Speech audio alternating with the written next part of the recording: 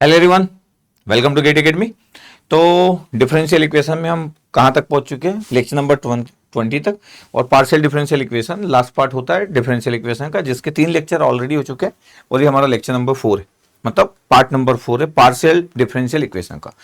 अब यहाँ देख रहे होंगे आपके पास एक लिखा हुआ है कि ये जो आज का टॉपिक है कि classification of second order partial differential equation. इसका मतलब है second order partial differential equation का जो क्लासिफिकेशन है, ये एक इंपॉर्टेंट पार्ट होता है गेट के एग्जाम के पॉइंट ऑफ व्यू से। अगर मैं बोलूं कि ये गेट के एग्जाम में एक इंपॉर्टेंट पार्ट होगा, बिल्कुल। क्या ये एग्जाम में आता है? बिल्कुल। फ्यूचर में आएगा, बिल्कुल। प्रेजेंट में भी आ रहा है, पास्ट में भी आया और फ्यूचर में भी आएगा। तो गेट एग्जाम के लिए ये इंपॉर्टेंट टॉपिक होता है।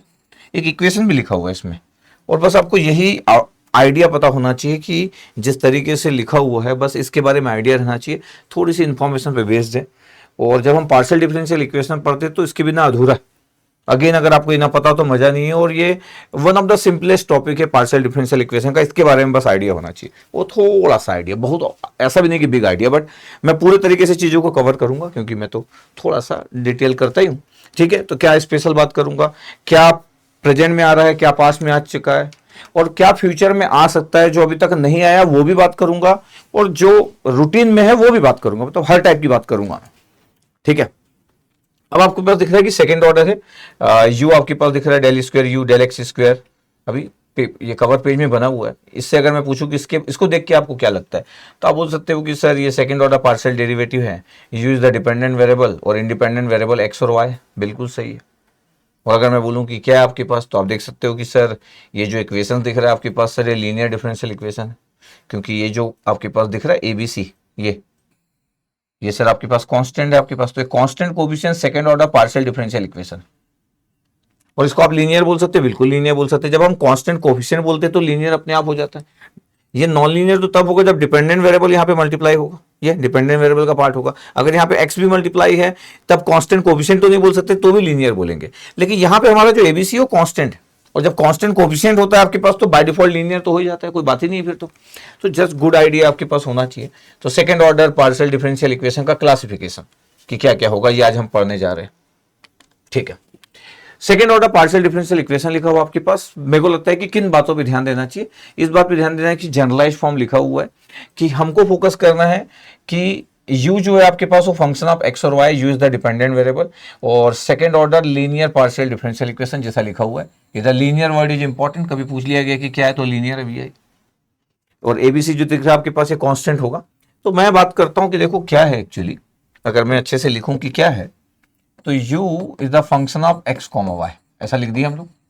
Yes sir, u is the function of x comma y। इसका मतलब ये हुआ कि सर u तो डिपेंडेंट वेरिएबल है, बिल्कुल u डिपेंडेंट वेरिएबल है,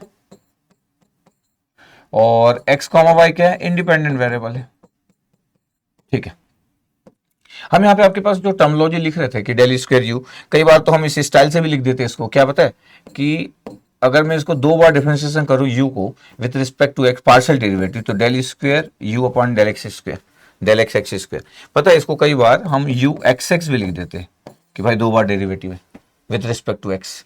del square you upon del Y square, ये भी second order partial derivative of u with respect to y है, इसको हम यू वाई वाई भी लिख देते हैं।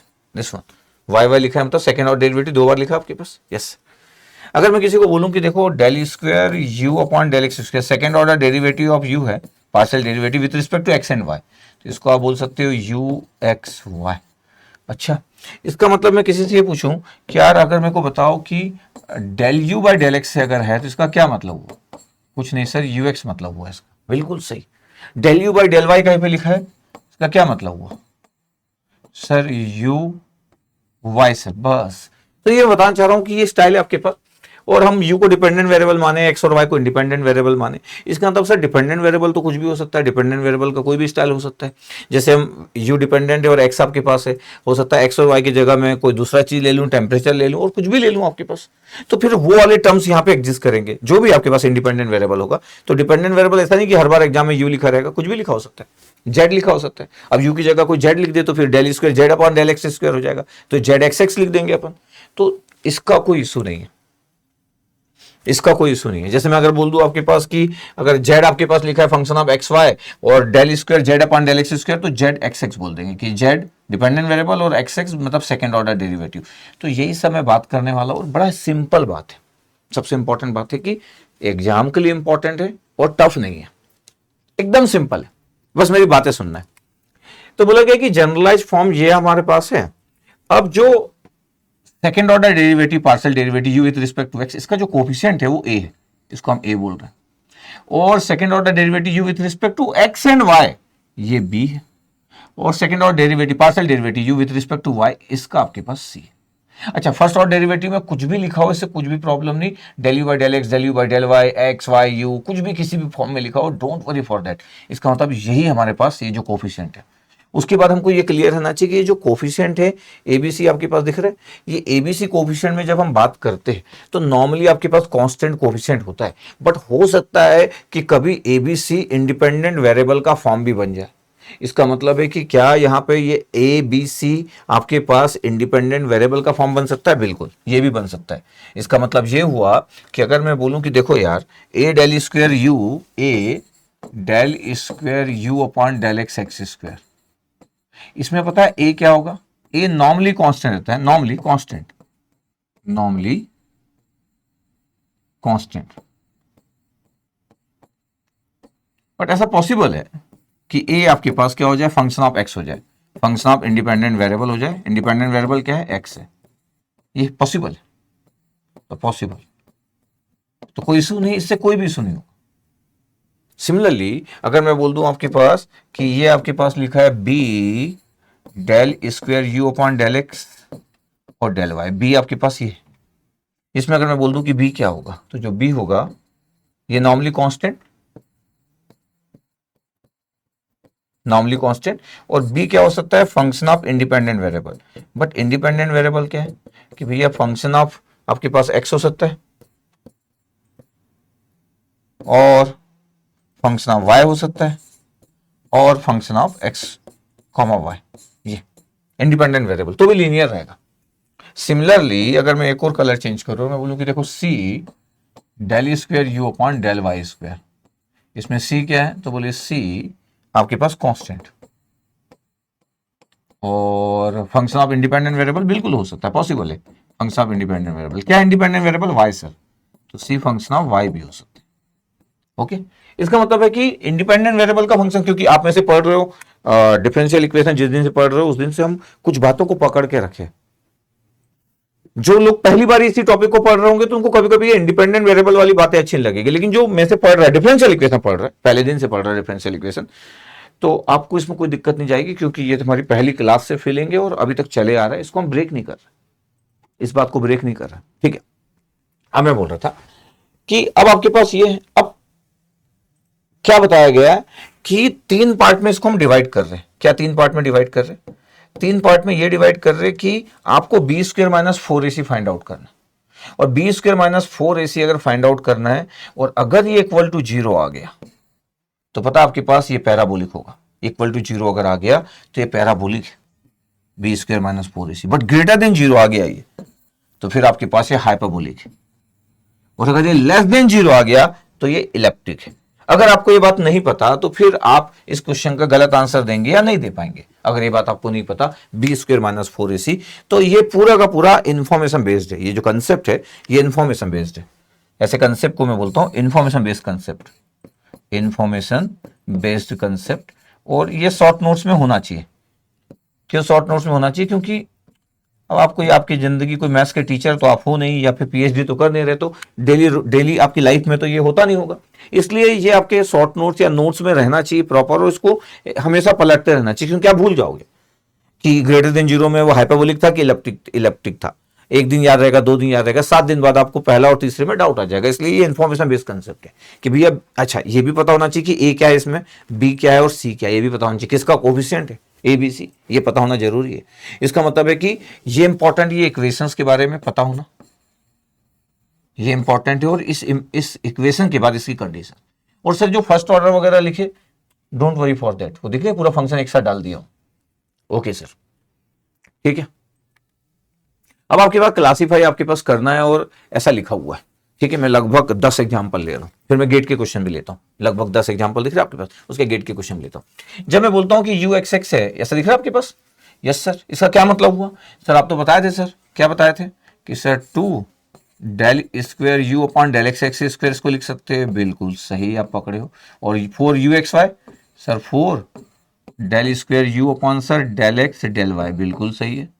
और 3 यू वाई वाई को क्या लिख सकते हैं sir? 3 del square you upon del Y square equal to 2 हो, कुछ भी हो, ये तो इसमें कोई बात नहीं है। अब क्या है सर? फिर अब हमको ये पता है कि अब हमारे पास ये जो रिजल्ट है ये ए है, ये जो रिजल्ट है ये बी है, और ये जो रिजल्ट है वो सी है। अब हमको चेक क्या करना है सर? हमको जो चेक करना है वो चेक करना है बी स्क्वायर माइनस 4ac। अब B square minus 4ac calculate करने वाले। बी स्क्वायर मतलब 4 का स्क्वायर माइनस 4, ए की वैल्यू कितना है 2 है, और सी की वैल्यू कितना है 3 है। तो बी का स्क्वायर 16 हो गया, और ये आ गया 12, मतलब 12 24। इसका मतलब ये तो -8 आ गया सर, और -8 लेस देन 0 होता है। और जब -8 लेस देन 0 हो गया, इसका मतलब क्या है कि b square minus 4ac sir, B square minus 4ac less than 0 आ गया। और अगर ऐसा है, इसका क्या मतलब है सर? ये इलिप्टिक होगा सर, ऑब्जेक्ट इक्वेशन फ्रेम होगा ये हमेशा। ये देखो बी स्क्वायर माइनस 4ac अगर लेस देन 0 आपके पास, तो ये इलिप्टिक होगा, ये इलिप्टिक होगा। ग्रेटर देन 0 होता तो हाइपरबोलिक होता। बस इतनी ही बात है। यस सर, ये B square minus 4ac less than 0 elliptic answer आ गया। तो अब एग्जाम में आपके पास ऑप्शन रहेगा इलिप्टिक, हाइपरबोलिक, पैराबोलिक, एक नन ऑफ दिस भी डाल देंगे, क्योंकि 3 ही पॉसिबिलिटी। अगर उनको और कुछ डालना हुआ तो और कुछ भी लिख सकते हैं आपके पास, और कुछ भी ऐसा लिख दिए जो इस कंसेप्ट पे बेस ही नहीं है। 4 ऑप्शन तो बनाना है, तो जस्ट आपको क्लियर रहना चाहिए। देखो कैसा स्टाइल लिखा हुआ आपके, सिर्फ एबीसी कोएफिशिएंट मैटर करता है। ठीक है सर, ये तो सिंपल दिख रहा है। हाँ, अब ये फिर से मैं लिख दे रहा हूँ अच्छे से। यू एक्स एक्स है, इसका मतलब क्या है? U is the dependent variable और एक्स एक्स इंडिपेंडेंट वेरिएबल, और del square you upon del x square -2, और यू एक्स वाई है तो del square you upon del x del y, और ये यू वाई वाई है तो del square you upon del Y square equal to 0। बिल्कुल कोई इशू नहीं सर। यहां से क्या पता चला? यहां से हमको पता चला कि इसको जब हम देखें तो हमको पता चला कि ए की वैल्यू 1 है। जब हम इसको देखें तो बी की वैल्यू पता चला 2 है। नहीं 2 नहीं है, -2 है। अब सही हो। और यहां देखें तो सी की वैल्यू पता चला 1 है। ठीक है सर, तो फिर बी स्क्वायर माइनस 4ac तो मेरे को कैलकुलेट करना है। यस सर, तो बी स्क्वायर माइनस 4ac हम कैलकुलेट कर लेते हैं। बी स्क्वायर मतलब -2 का स्क्वायर, -2 का स्क्वायर -4। ए की वैल्यू कितना है 1 है, सी की वैल्यू कितना है 1 है, तो 2 का स्क्वायर कितना हो गया 4 -4 इक्वल टू 0 आ गया। जैसे आपको पता चले ये बात की सर ये तो b square minus 4ac equal to 0 आ गया, b square minus 4ac equal to 0 आ गया, तो आपको आंसर पता चल गया कि ये पैराबोलिक है सर। अच्छा, अभी आपको ये देखना है कि आईआईटी वाले जब आपको क्वेश्चन पूछते हैं गेट में, तब कैसे पूछते हैं, ये तो मैं एग्जांपल करवा रहा हूं। पैराबोलिक आंसर आ गया, f x x upon f y y. अच्छा, तो इसका मतलब ये हुआ कि इसको कैसे लिखोगे सर? अच्छा, इसको कुछ नहीं यार, del square f, f is the dependent variable और एक्स एक्स, तो del x square equal to del square F upon del Y square. ठीक है, चल इधर लेके आ जाओ sir. Del square F upon del x x square minus del square F upon del Y square equal to 0। बिल्कुल है। अगर मैं बोलूं कि इसको ध्यान से देखा जाए तो क्या दिख रहा है सर? ए की वैल्यू 1 दिख रहा है, और ये बी नहीं है, ये है सी, तो सी की वैल्यू -1। इसका मतलब ये हुआ कि इसको अगर मैं देखूं, इसको अगर मैं सीन करूं, तो मेरे को दिख जा रहा है कि ए की वैल्यू 1 है, बी की, सी की वैल्यू -1 है, बी की वैल्यू 0 है। इसके पता चला सीन करने से कि बी की वैल्यू तो 0 है यार, क्योंकि आपके पास कोफिशिएंट तो है ही नहीं। कौन सा कोफिशिएंट नहीं है? आपको पता चला कि आपके पास तो ये वाला coefficient 0 into del square F upon del x और डेल वाई, ये कोफिशिएंट तो आपके पास 0 है, del square F upon del x x del y. तो ठीक है सर, अब अगर आपको ये पता चली गया तो b square minus 4ac calculate करने चल जाओ। अब बी स्क्वायर तो 0 हो गया, -4ac तो -4, ए की वैल्यू कितना है 1 है, सी की वैल्यू कितना है -1 है, तो कितना आ गया सर? 0 + 4 आ गया, मतलब कितना आ गया? 4 आ गया। यस सर, तो इसका मतलब क्या हो गया सर? इसका मतलब हो गया सर कि b square minus 4ac greater than 0 आ गया। ठीक है, इसका मतलब ग्रेटर देन 0 आ गया, और ग्रेटर देन 0 आ गया तो क्या हो गया आंसर सर? हाइपरबोलिक हो गया। इसका मतलब ये हाइपरबोलिक हो गया। बिल्कुल दिस ये। यस सर, अगर सर ये ऐसा लिखा है तो, ये तो सर अब भी किए थे, फिर भी देख लो, del square F upon del x x square, और एक्स वाई नहीं है तो zero del square F upon del x del y लिख दूं? यस सर, नहीं है तो जीरो लिख दो। और ये कितना है, 1 है, तो del square F upon del Y square. Yes sir, ये तो लिख दिए अभी आप। बड़ा सिंपल है यार, बस आपको पता होना चाहिए। कितना है भैया, ए की वैल्यू 1 सर, बी की वैल्यू कितना है 0 सर, सी की वैल्यू कितना है यार 1 है। ठीक है, तो बताओ आप बी स्क्वायर माइनस 4ac अगर मैं परफॉर्म कर रहा हूँ कि बी स्क्वायर माइनस 4ac, तो बी स्क्वायर तो 0 हो गया, -4, ए की वैल्यू 1, सी की वैल्यू 1। सर तो -4 आ गया, इसका क्या मतलब है? इसका मतलब ये है सर कि b square minus 4ac less than 0 आ रहा है, और लेस देन 0 आ रहा है तो आंसर क्या हो गया sir? Elliptic. Elliptic is answer, बिल्कुल सही है, कोई इशू नहीं, कोई इशू नहीं है। अब देखो आपके पास इसको अगर हमको लिखना है तो ये हमको क्लियर होना चाहिए कि sir del square F upon del x square है, और ये एफ वाई है, नॉट वाई वाई, तो सर ये del f upon del y. Okay, तो बताओ क्या हुआ sir? Del square F upon del x x square, 0 del square F upon del x del y, 0 del square F upon del Y square, और minus del f upon del y, जिसका कुछ नहीं करना आपको, जिसका कुछ नहीं करना। इसका मतलब है कि ए की वैल्यू कितना है 1 है सर, बी कितना है, बी की वैल्यू 0 है, और सी कितना है तो बोले सी भी 0 है। ओके, ठीक है सर, तो फिर बी स्क्वायर माइनस 4ac का रिजल्ट कितना हो गया? बी स्क्वायर मतलब 0 -4, ए की वैल्यू कितना है 1 है, सी की वैल्यू 0, सर तो 0 आ गया बिल्कुल। और अगर ये 0 आ गया तो b square minus 4ac is equal to 0 है, और ये आंसर है पैराबोलिक। अच्छा, इसलिए मैं बड़े ध्यान से लिख रहा हूँ कि आपको दिखते रहे कि यार ये एफ वाई का मतलब del f by del y हो गया, और इसका इसका कोई यूज नहीं है, क्लासिफिकेशन के लिए कोई यूज नहीं है।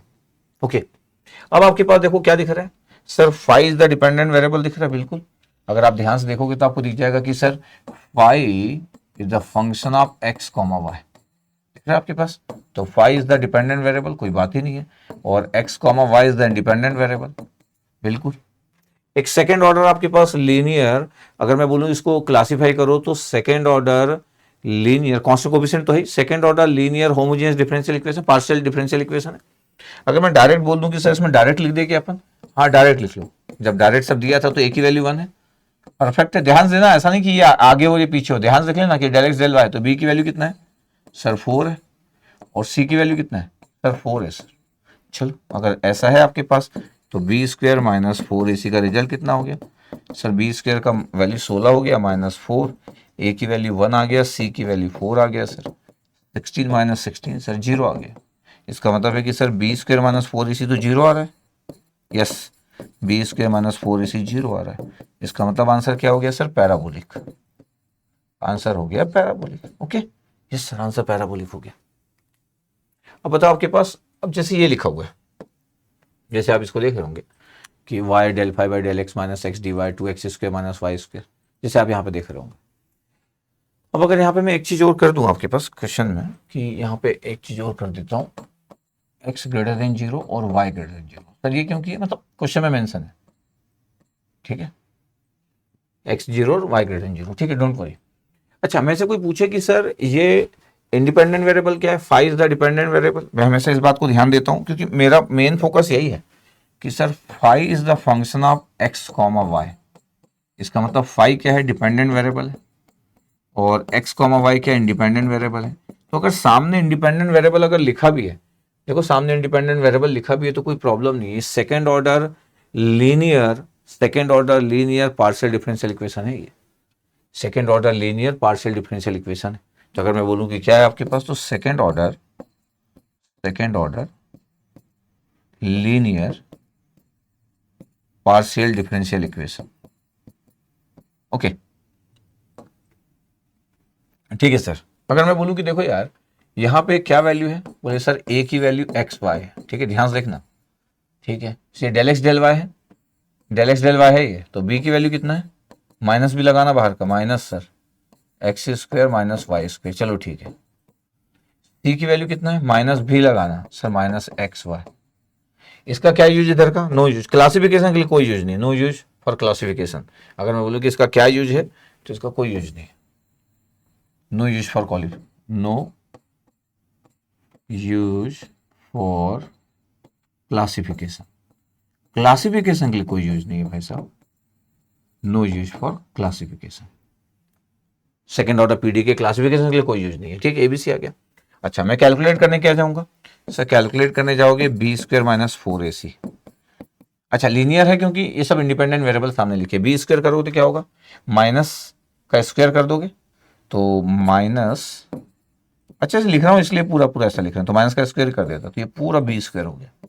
ठीक है सर, -4, ए की वैल्यू कितना है एक्स वाई, और सी की वैल्यू कितना है -xy।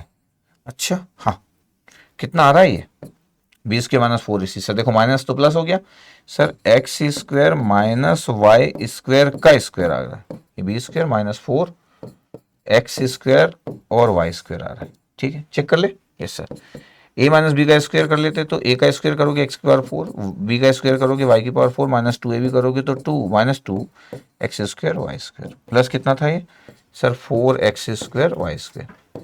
अगर आप ध्यान से देखोगे तो क्या है पता है, एक्स की पावर 4 प्लस वाई की power 4 plus 2x square plus y square, इतना ही आ रहा है, चेक करो। Yes sir. अच्छा, एक्स वाई कुछ लिखते भी नहीं तो भी चल जाता, ग्रेटर देन 0 नहीं भी लिखते तो चल जाते यहाँ से, तो इतना लिख रहा है आपके पास, हाँ चल जाता सर। ठीक है, कुछ भी नहीं लिखते तो भी हो जाता अपना काम। तो आपको दिखा कि ये सर बी स्क्वायर किए तो इतना आ गया, -4ac किए तो प्लस हो गया आपके पास, तो इतना आ गया। इसका मतलब ये तो फॉर्मूला बन गया, बी स्क्वायर -4ac का फॉर्मूला बन गया।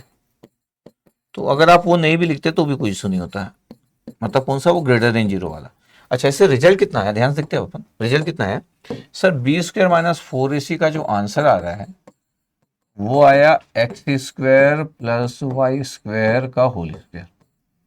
ठीक है, इसका मतलब ध्यान से देखो तो this number is always greater than 0 for any value of x, for any value of x, मतलब एनी वैल्यू ऑफ एक्स मतलब एक्स 0 नहीं हो सकता, नहीं तो 0 आंसर आ जाएगा, मतलब एक्स की value except 0 for any value of x except x equal to 0। तो इसलिए x greater than 0 y greater than 0 लिखना सही है। अगर वो लेस देन 0 होता तो भी चल जाता, for any value of x, for any value of x and y except x y equal to 0, बस ये नहीं हो सकता, एक्स और वाई की वैल्यू 0 हो जाएगी तब तो 0 हो जाएगा।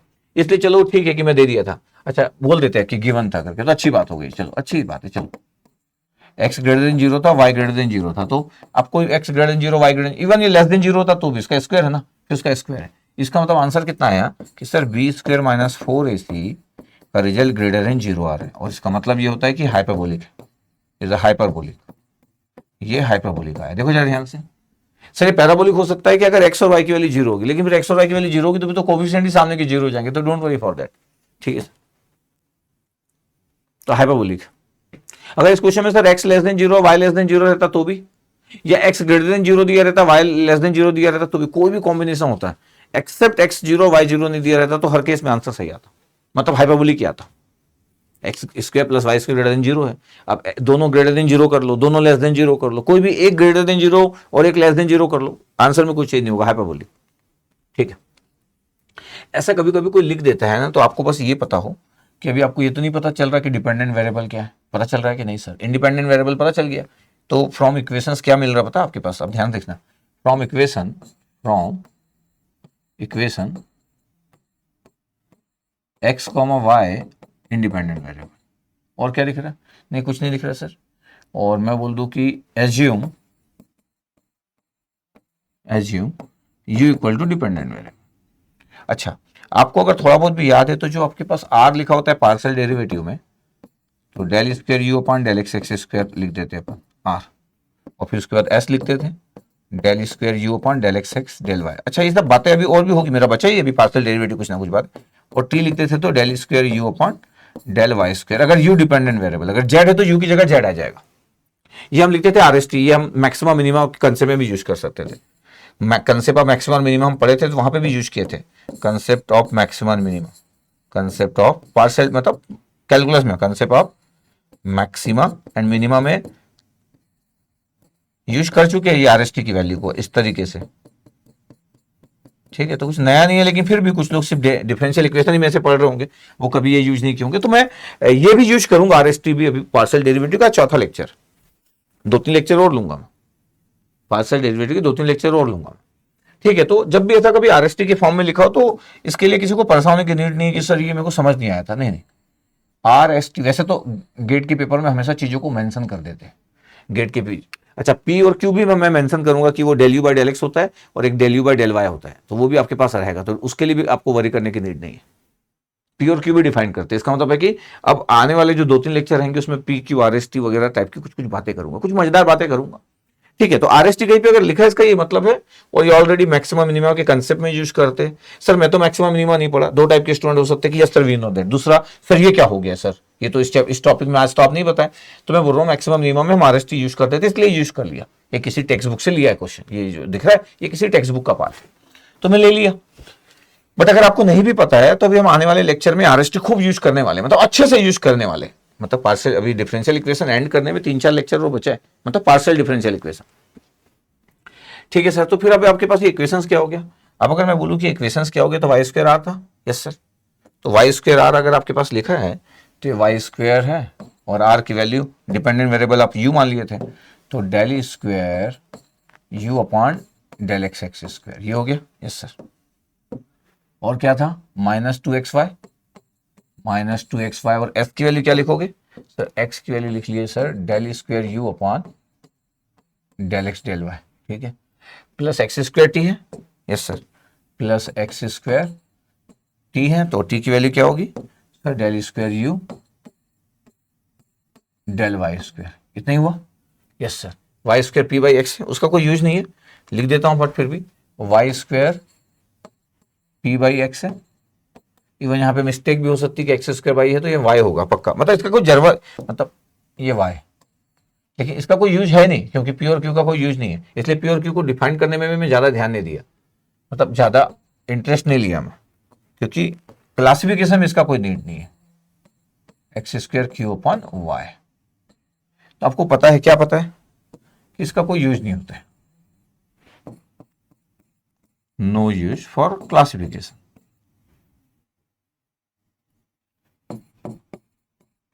Classification of second order PD, of second order partial differential equation PD. ठीक है, अच्छा अब मेरे पास ये लिखा हुआ है, तो अब मेरे को इसको डील करना है, तो इसको डील किया जाए। यस, इसको डील किया जाए, इसको डील कर लेते अपन, क्या डील किया जाए इसको, इसको डील कर लेते हैं सर।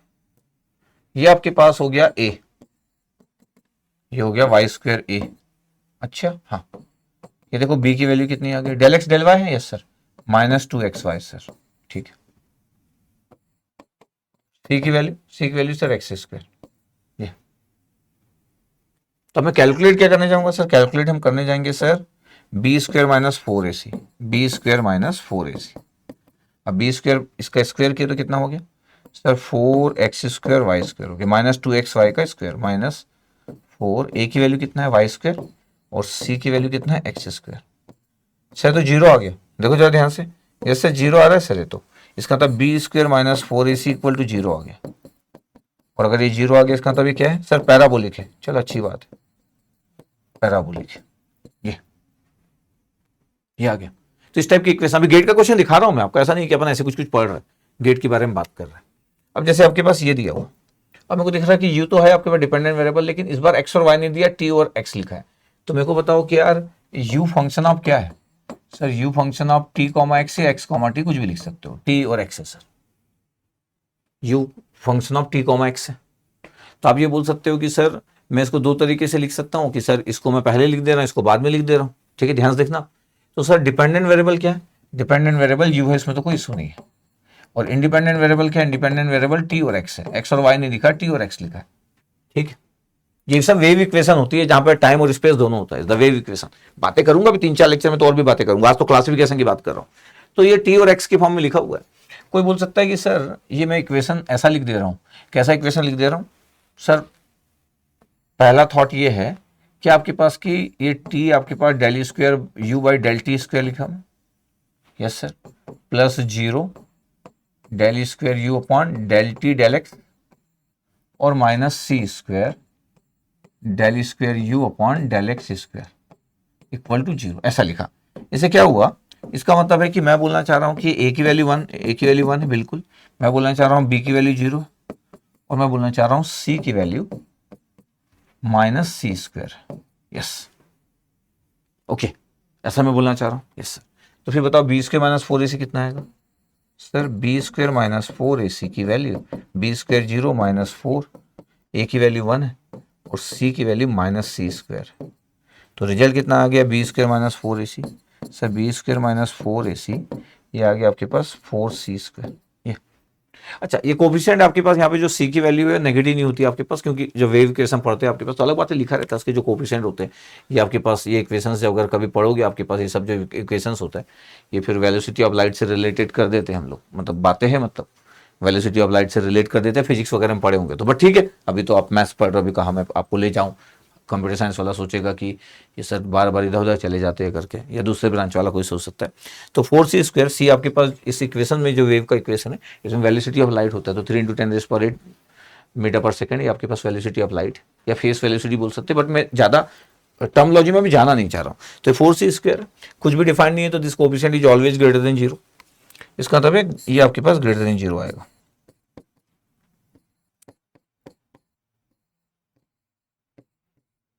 ये एक्चुअल अगर मैं बात करूं तो वेव इक्वेशन, ये वेव इक्वेशन लिखा है। अच्छा, मैं बोलना चाह रहा हूं कि कोई ये भी बोल सकता है कि सर मैं तो इसको पहला मान लिया था, मतलब मैं मान रहा था कि sir u is the function of x comma t है, तो मैं पहले इसको लिख लिया। अगर कोई इसको पहले लिखना चाहता तो भी कोई इशू नहीं है, मतलब इस बात का कभी इशू नहीं हो सकता कि कोई बोल रहा है कि सर मैं तो इसको लिखा सर ऐसे, कैसे? Minus c square del square you upon del x x square plus 0 del square you upon del x और डेल टी और फिर del square you upon del t square. यही तो था ना सर? यही था, हाँ ये सही बात है, यही था। अब उसके लिए ए की वैल्यू क्या होगी सर? ए की वैल्यू माइनस सी स्क्वायर हो गया, बी की वैल्यू 0 हो गई सर, और सी की वैल्यू उसके लिए क्या हो गया? 1 सर। अब अगर मेरे को B square minus 4ac calculate करना है तो क्या होगा भैया? B square minus 4ac sir, b तो 0 हो गया माइनस 4, ए की वैल्यू कितना हो गया? माइनस सी स्क्वायर, सी की वैल्यू कितना हो गया? 1, तो 4c स्क्वायर आ गया, और 4c स्क्वायर ग्रेटर देन 0 ही होगा। तो बी स्क्वायर, वैसे भी किसी कोएफिशिएंट के बारे में कुछ नहीं लिखा है, तो ग्रेटर देन 0, और मतलब ये इक्वेशन बता दिया तो ग्रेटर देन 0, इसका मतलब है कि ये इक्वेशन जो होगा वो हाइपरबोलिक का होगा, हाइपरबोलिक इक्वेशन। इसका मतलब क्या हुआ पता है आपके पास? इससे कुछ प्रॉब्लम नहीं है कि आप किसको पहले लिख लेते हो, मतलब आप इसको पहले लिख लो इसको बाद में लिख लो, ए और सी इंटरचेंज होंगे, उससे हमारा जो फॉर्मूले का स्टाइल है इसमें कुछ भी प्रॉब्लम नहीं होती ए और सी इंटरचेंज करने। इसलिए कोई किसी को इसको ए मान रहा है, इसको सी मान रहा है, कोई इसको ए मान रहा है, इसको सी मान रहा है, देयर इज नो इशू।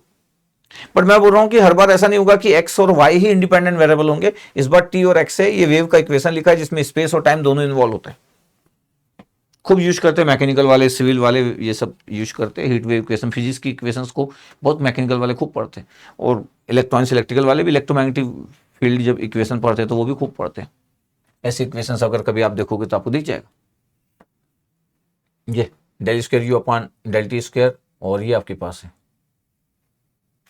पता आपके पास अगर आपको जैसे ये इक्वेशंस आप देख रहे हो और आपको लग रहा है कि सर ये तो ये इक्वेशंस आ गया, तो मैं आपको ना एक मस्त चीज बताता हूँ, थोड़ा सा अगर आप बर्दाश्त कर पाए तो। ऐसा नहीं कि आप कभी वेव ऑप्टिक्स या कभी वेव प्रोपगेशन नहीं पढ़े, फिजिक्स में तो आप वेव प्रोपगेशन और ये सब भी पढ़े, ऐसा नहीं कि नहीं पढ़े होंगे। तो अगर मैं बोलूँ कि कभी आप इलेक्ट्रिक फील्ड की इक्वेशन देखे हो, इलेक्ट्रिक फील्ड की इक्वेशंस की बात कर देता हूँ कि एक इलेक्ट्रिक फील्ड का इक्वेशन लिख दे रहा हूँ, E x comma t, electric field का इक्वेशन लिख रहा हूँ, ई नॉट लिख दिया,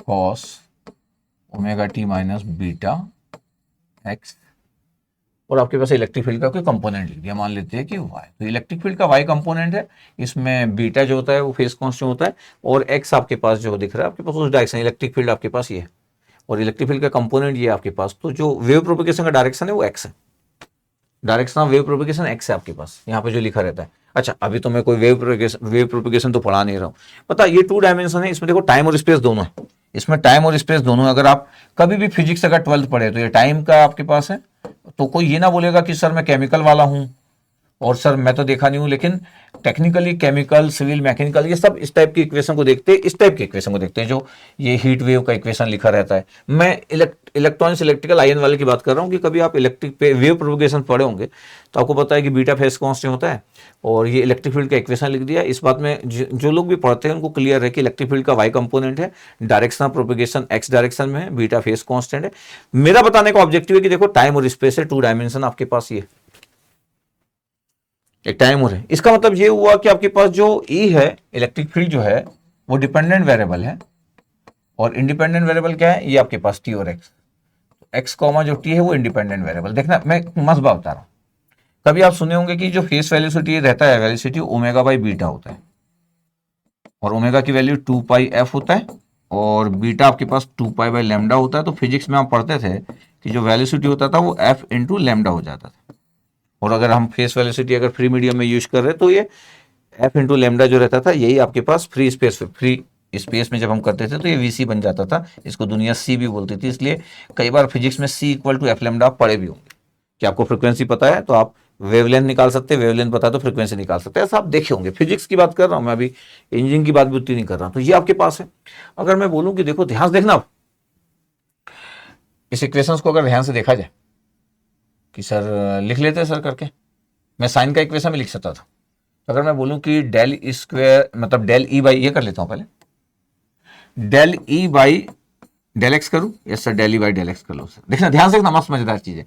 del E by del x कर लो तो मैं इसको डिफरेंशिएट करूंगा with respect to x. Cos का कितना होता है सर, माइनस साइन होता है डिफरेंशिएशन, और माइनस बीटा भी बाहर निकलेगा, तो माइनस ई नॉट बीटा और फिर minus sign omega t minus beta x, ये कर लिया।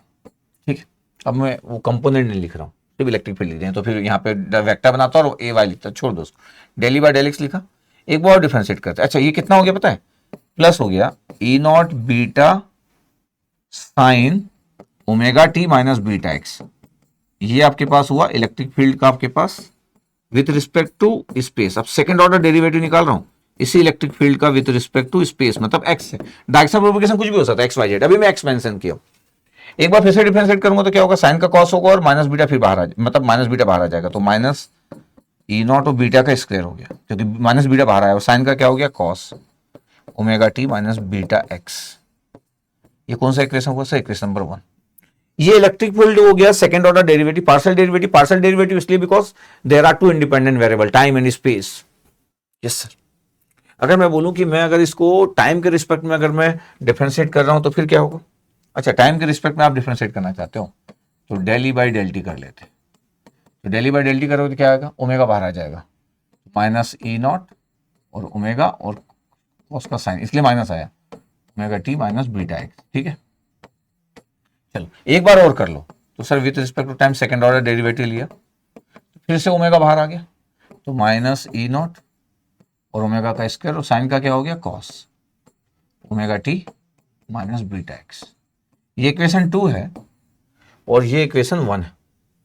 अब इक्वेशन 1 और इक्वेशन 2 दोनों का अगर मैं देख रहा हूं, तो अगर मैं बोलूं कि क्या आपके पास रिजल्ट आ गया, तो आपके पास अगर मैं बोलूं कि डेल स्क्वायर ई upon del x x square, और मेरे को लिखना है कि ये क्या आया, देखो ये दिख रहा है आपको, तो सर ये तो minus e not minus e not cos omega t minus beta, क्या लिख सकते हैं, minus e not cos omega t minus beta not को डेल स्क्वायर टी, तो ओमेगा स्क्वायर बच गया, मतलब यहां बच गया आपके पास, क्या बच गया यहाँ पे सर, ये बीटा स्क्वायर बच गया, और बाकी चीज को मैं रिप्लेस कर सकता हूं सर। ठीक है, तो ये बच गया आपके पास डेल स्क्वायर ई अपॉन डेल एक्स स्क्वायर में बीटा स्क्वायर बच गया, और बाकी चीज को मैं कैसे रिप्लेस करूंगा, ये बीटा स्क्वायर है, और फिर से मैं लिख लेता हूँ पेज चेंज, इसलिए minus e not cos omega t minus beta x था। ये लिखा मैं, कहां से लिखा, इक्वेशन 1 से, ये था इक्वेशन 1। यस सर, अब मैं क्या करूंगा, इस पूरे इक्वेशंस को किससे रिप्लेस करूंगा, minus e not cos omega t minus beta x को ओमेगा स्क्वायर इधर ले जाऊंगा तो क्या होगा पता, देखो ये बीटा स्क्वायर हुआ। यस सर, और पता है ये इक्वेशंस क्या हो गई सर, ये equation 1 upon omega square del square ई अपॉन डेल टी स्क्वायर, ये देखो ये इक्वेशंस हुई। यस सर, डेल स्क्वायर ई upon del x x square. ठीक है, अब बताना कि बीटा क्या होता है आपके पास पता है, बीटा होता है face constant 2 pi by lambda. Yes sir, और ओमेगा स्क्वायर क्या होता है, सर 2 पाई एफ।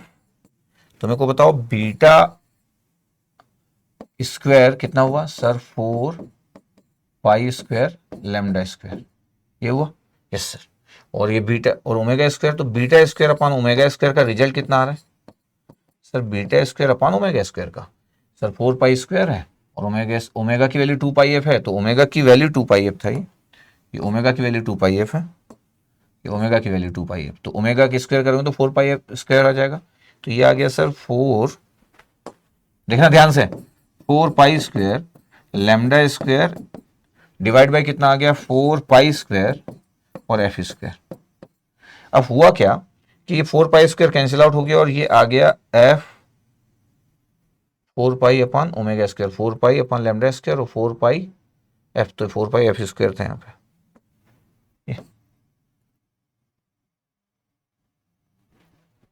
ये ये पता है ये सब कैंसिल आउट हुआ, ये सब कैंसिल आउट हुआ, ध्यान से देखो कितना आ गया पता है आपके पास, कितना आ गया ये सर, ये आ रहा है आपके पास सर 1 अपॉन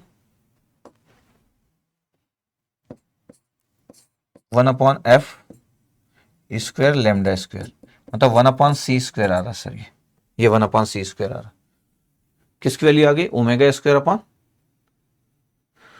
कितने आ रहा है, yes sir f lambda 1 upon c square आ रहा है। ठीक, तो डेल स्क्वायर बाई डेल इसका वैल्यू कितना आ गया, तो याद देखना डेल स्क्वायर ई upon del x x square, ये आ गया 1 upon c square del square ई अपॉन डेल टी स्क्वायर, ये आ रहा आपके पास। इसका मतलब है कि डेल स्क्वायर ई अपॉन डेल टी स्क्वायर की वैल्यू कितनी आ गई sir, c square del square ई upon del x x square, इसको बोलते हैं आपके पास ये इलेक्ट्रोमैग्नेटिक वेव इक्वेशन, जिसमें स्पेस और टाइम दोनों है। अब इसको कोई इधर लिख दे, तो डेल स्क्वायर ई upon del t square minus c square del square ई upon del x x square, यही इक्वेशन हमारा था, यू लिखा था बस, ये इक्वेशन हमारा था, ये इक्वेशन हमारा था देखो।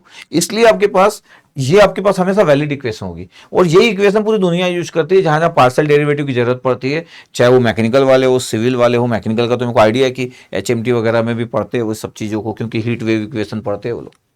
केमिकल वाले भी पढ़ते हैं एचएमटी पढ़ते हैं, तो केमिकल वाले भी यूज करते हैं। सिविल वाले एचएमटी तो पढ़ते नहीं है, तो वो लोग कहाँ यूज करते होंगे, आई हैव नो आइडिया।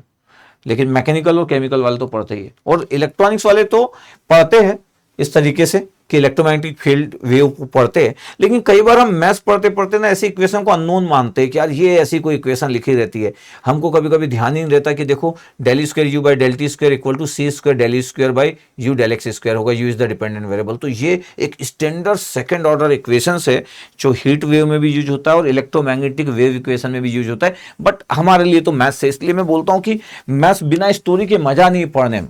आप सिर्फ लिखते हो कि अरे सर हमको ना सर सिर्फ बताना है सर इक्वेशन, सिर्फ आंसर देना हाइपरबोलिक, हम कभी इतना इस तरीके से सोचने की कोशिश नहीं करते। तो इसलिए टेक्निकल दुनिया को कनेक्ट करना जरूरी है। जब भी आप मैथ्स पढ़ते हो तो टेक्निकल दुनिया की स्टोरी बड़ी इंपॉर्टेंट। हो सकता है कि मैथ्स का टीचर ये बात ना करे, क्योंकि मैथ्स के टीचर को कैसे पता होगा इलेक्ट्रोफील्ड वेव इक्वेशंस के बारे में या हीट वेव के बारे में। अगर वो उन सब सब्जेक्ट्स में अगर पढ़ा होगा तो पता होगा। बीएससी एमएससी वाले के पास हो सकता है थोड़ा आइडिया कम हो, अगर कोई मैथ्स पढ़ाता हो ऐसा। तो इंजीनियर के पास आइडिया थोड़ा सा होता है अगर वो रिलेट करने की कोशिश करे, बट ना करे तो ना करे। लेकिन ये आपके पास इक्वेशन है, तो ये गुड इक्वेशन है। मेरे को लगता है कि कभी कभी ऐसी बात करने से कि स्टूडेंट बोर हो जाता है, उसको लगता है सर 20 के -4 करो सर, जिंदगी खत्म करो सर, कहाँ अपन स्टोरी में जाते हैं। जैसे अब आपके पास देखो यहां पे देख सकते हो कि u जो है आपके पास वो फंक्शन ऑफ क्या है सर, एक्स कॉमा टी है। तो कोई इशू नहीं है कि एक्स और वाई होना चाहिए, एक्स और कॉमा टी है। डिपेंडेंट वेरिएबल u है, there is no issue. Independent variable जो है वो एक्स कॉमा टी है। ओके सर, यहां से अगर मैं बोलूं कि क्या क्या दिख रहा है आपको सर, यहां से तो मेरे को दिख जा रहा है क्या, ए की वैल्यू कितना दिख रहा है 1, बी की वैल्यू कितना दिख रहा है सर 3, और सी की वैल्यू कितना दिख रहा है सर 1। तो बी स्क्वायर -4ac का कोई इशू नहीं है, बी स्क्वायर -4ac का कोई इशू नहीं है। बी स्क्वायर की वैल्यू कितना हो गया 3 का स्क्वायर 9 -4ac की वैल्यू कितना होगी 1, ये तो 5 आ गया सर। 5 क्या होता है, ग्रेटर देन 0। तो जैसे ही आप देखना चालू किए कि बी स्क्वायर -4ac जो है, b square -4ac is greater than 0, ये दिख रहा है आपके पास, इसका मतलब क्या हो गया सर, ये हाइपरबोलिक हो गया। बिल्कुल सही है, अभी हम गेट के क्वेश्चन भी देखेंगे, ऐसा नहीं कि नहीं देखेंगे। ओके, अब देखो गेट का क्वेश्चन 2016 का क्वेश्चन आ गया। अच्छा, 2016 का क्वेश्चन आप देख रहे होंगे कि 2016 आईसी बैंगलोर का क्वेश्चन है। ऑप्शन में लिखा है इलिप्टिक, ऑप्शन में लिखा है हाइपरबोलिक, ऑप्शन में लिखा है पैराबोलिक, और तीन ही होते हैं, तो नन ऑफ दिस लिख दिया। हो सकता है कुछ और कुछ भी लिख देता जो होता ही नहीं है क्लासिफिकेशन के अंदर, ये तीन ही क्लासिफिकेशन के अंदर डिवाइड किया गया है, तो इसलिए नन ऑफ दिस लिख दिया, तो सही है। चौथा नहीं तो कुछ भी लिख सकता था। अब आपके पास जब क्वेश्चन देख रहे हो आपके पास, तो आपको दिखेगा कि सर ये तो पी है सर, हाँ p is the function of x comma y है, क्या इशू है, और p is the function of x comma y है, तो डिपेंडेंट वेरिएबल p है और इंडिपेंडेंट वेरिएबल x और y है, x कॉमा वाई, तो अपन लिखे del square p upon del x square, ये दिख रहा है आपके पास। तो अगर मैं सॉल्यूशंस की बात करूं तो आप बोलोगे सर ये तो मेरे को दिख रहा है, क्या दिख रहा है सर, a की वैल्यू 1 है, बिल्कुल सही। देखो अब आप बोलोगे सर b की वैल्यू, तो जल्दबाजी में b नहीं बोलना भैया, ये c है, ये देखो ना डेल वाई स्क्वायर है, और ये है b, तो b की वैल्यू 3 है, और इसका कोई यूज नहीं सर, इसका कोई यूज नहीं, नो यूज, ठीक है। अगर आप ऐसा बोल रहे हो तो फिर बी स्क्वायर माइनस 4ac कितना हो गया, जल्दबाजी में बी और सी मिस्टेक ना करें, बी स्क्वायर कितना हो गया सर 9 हो गया, माइनस 4, ए की वैल्यू कितना हो गया 1, सी की वैल्यू कितना हो गया 1, तो सर तो 5 आ गया, और 5 क्या होता है ग्रेटर देन 0, इसका मतलब है कि sir B square minus 4ac is greater than 0 आ गया, और b square minus 4ac greater than 0 अगर आ गया तो क्या हो गया ये सर, ये हाइपरबोलिक हो गया, ये हाइपरबोलिक हो गया,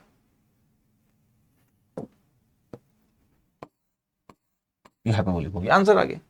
10 सेकंड का क्वेश्चन था, लेकिन अगर आपको पता तो होना चाहिए कि आपसे कोई क्या पूछ रहा है करके, तो ये गेट का क्वेश्चन ऐसा आएगा, आएगा 2017 में भी क्वेश्चन आया, 2017 में भी आईआईटी रुड़की से जब क्वेश्चन आया तो आया।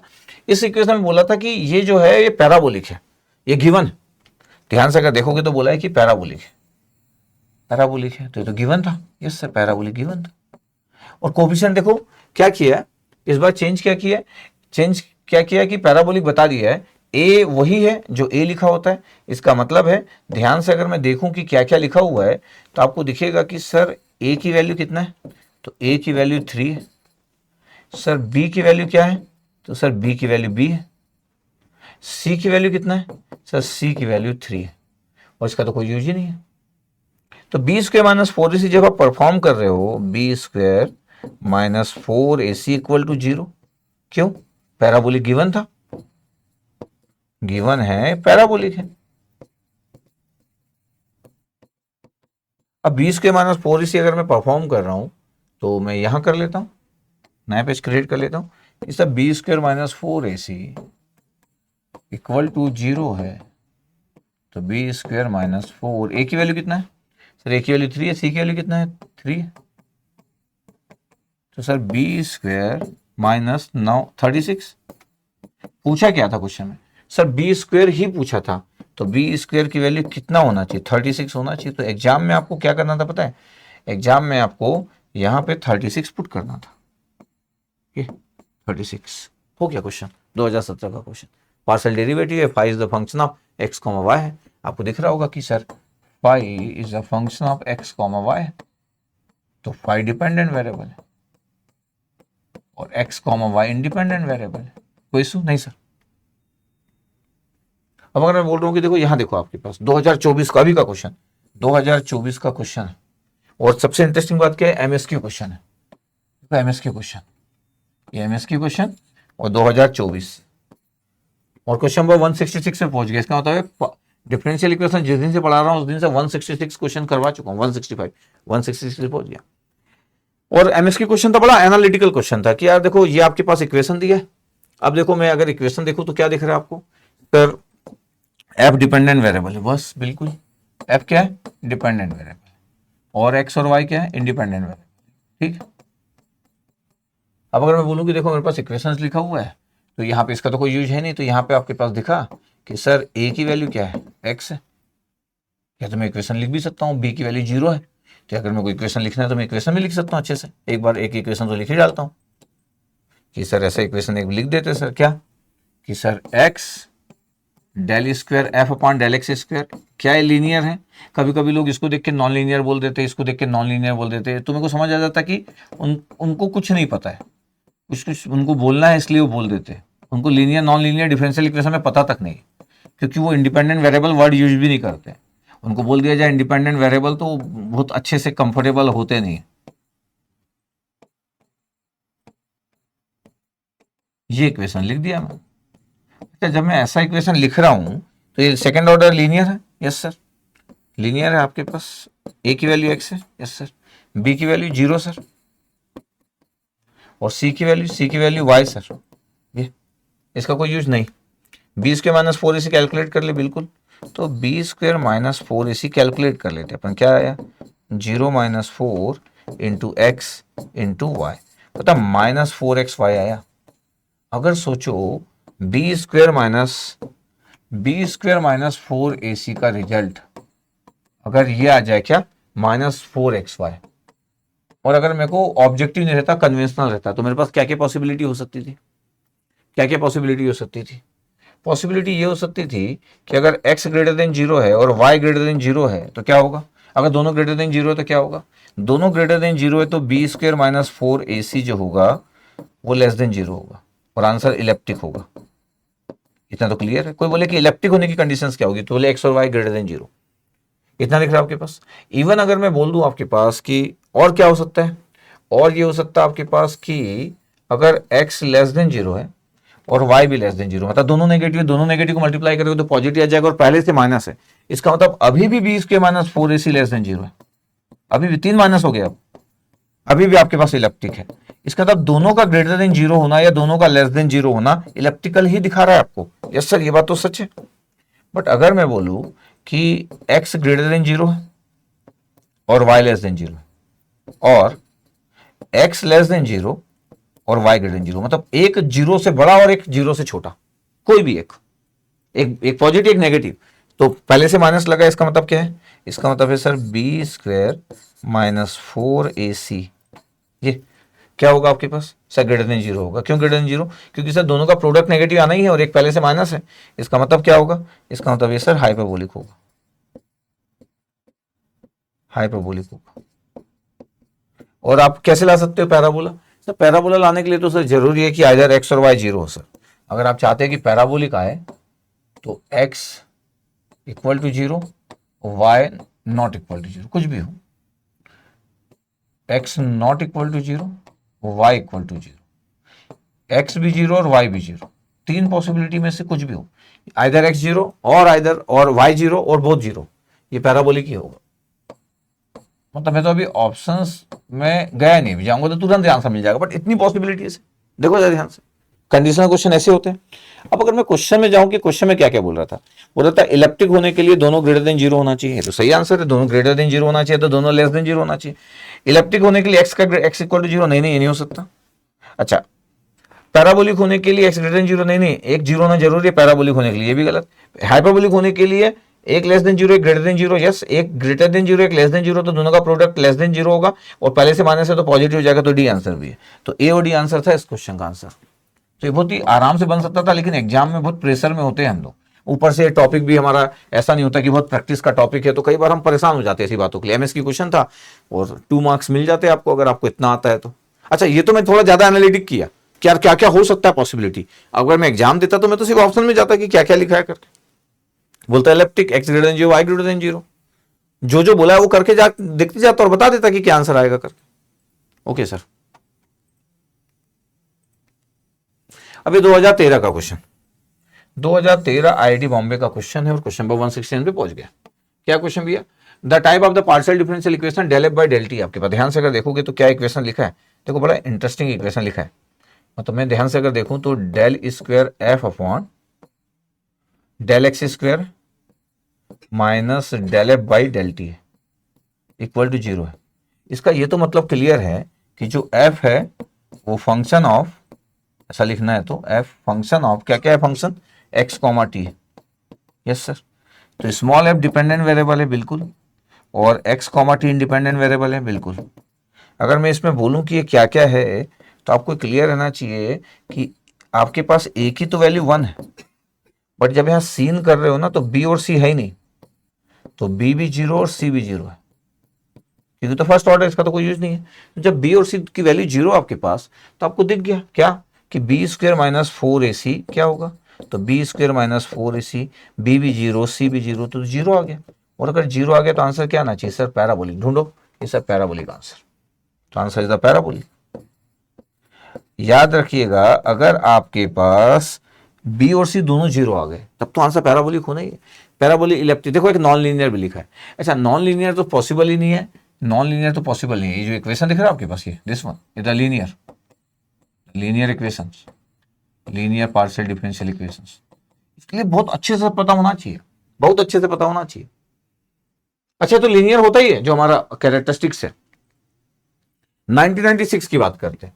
1996 में आपके पास लिखा है one dimensional heat condition partial differential equation. पता, ये आपके पास कंडक्शन की इक्वेशंस होती है। ये एचएमटी, मैकेनिकल वाले लोग एचएमटी करके एक सब्जेक्ट होता है, मैकेनिकल वाले एचएमटी करके एक सब्जेक्ट होता है, हीट मास ट्रांसफर, वहां पे पढ़ते हैं आपके पास ये हीट कंडीशन, यहाँ पे पार्शियल डिफरेंशियल इक्वेशन। वहां पे जो कैपिटल टी दिख रहा है, अगर मैं सॉल्यूशन में जाऊं तो यहाँ पे जो कैपिटल टी दिख रहा है, यहाँ पे देखो फंक्शन दिख रहा है आपके पास कि sir capital T is the function of T comma x है। पता है इसमें कैपिटल टी क्या होता है? अच्छा, हमको कैसे पता होगा सर? सही बात है, मैकेनिकल वाले को पता रहता है। ये टेम्परेचर है डिपेंडेंट वेरिएबल, ये टेम्परेचर है डिपेंडेंट वेरिएबल। और यहां से अगर मैं देखूं कि क्या क्या है, तो टी जो है वो है टाइम, और एक्स जो है वो डिस्टेंस है, स्पेस, डिस्टेंस और स्पेस, ये डिस्टेंस और स्पेस है आपके पास। ये इंडिपेंडेंट वेरिएबल है, बिल्कुल इंडिपेंडेंट वेरिएबल है, इंडिपेंडेंट वेरिएबल। अगर मैं सिर्फ आंसर की बात करूं तो आंसर तो मेरा आ गया। आंसर की अगर मैं बात करूं तो del square t upon del x square है, तो मैं तो इक्वेशन वैसे लिख दूंगा।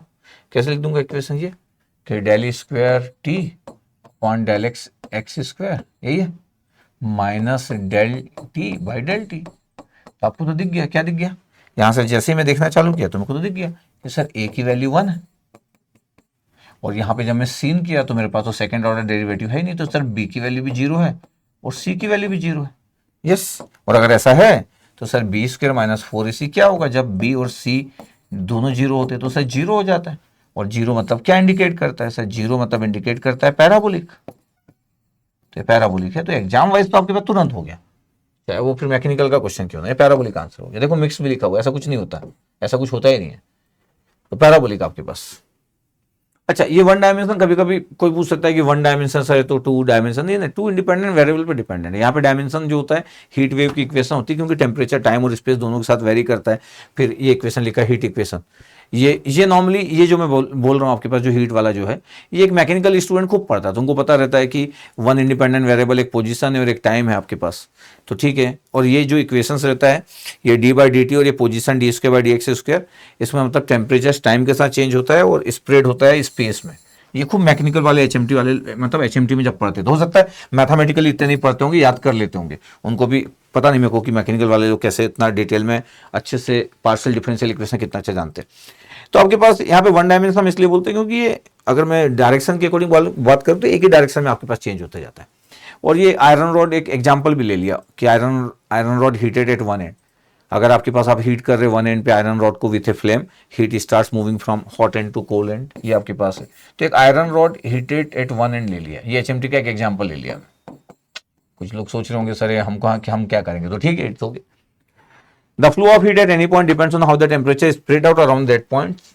जी, तो ये आपके पास second order derivative in space में जरूरत पड़ती है, क्योंकि हम कर्वेचर टेम्परेचर डिस्ट्रीब्यूशन को देखते हैं आपके पास। तो ये है कि हमको सेकंड ऑर्डर डिफरेंशियल इक्वेशन की जरूरत स्पेस में क्यों पड़ती है और फर्स्ट ऑर्डर टाइम की जरूरत क्यों पड़ती है। तो अगर मैं एचएमटी पढ़ाता होता तो अभी इसी पे आधा एक घंटा तो बात करता कि सेकंड ऑर्डर डेरिवेटिव स्पेस पे क्यों है और फर्स्ट ऑर्डर डेरिवेटिव टाइम पे क्यों है। जब मैं टेम्परेचर की बात कर रहा हूँ, टेम्परेचर जब टाइम के साथ स्प्रेड हो रहा है आपके पास डिस्टेंस वाइज, मतलब स्पेस में स्प्रेड हो रहा है, इसलिए आयरन रॉड का एक एग्जाम्पल भी लिया था।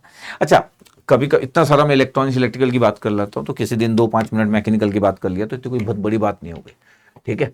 तो बस मैं बोल रहा हूँ कि ये इक्वेशंस है आपके पास और ये बड़ी स्टैंडर्ड इक्वेशंस होती है आपके पास, बट ये सब पैराबोलिक होती है क्योंकि यहाँ पे बी और सी की वैल्यू 0 है, बी और सी की वैल्यू 0 होता है, पैराबोलिक इक्वेशंस है, तो देयर इज नो इशू।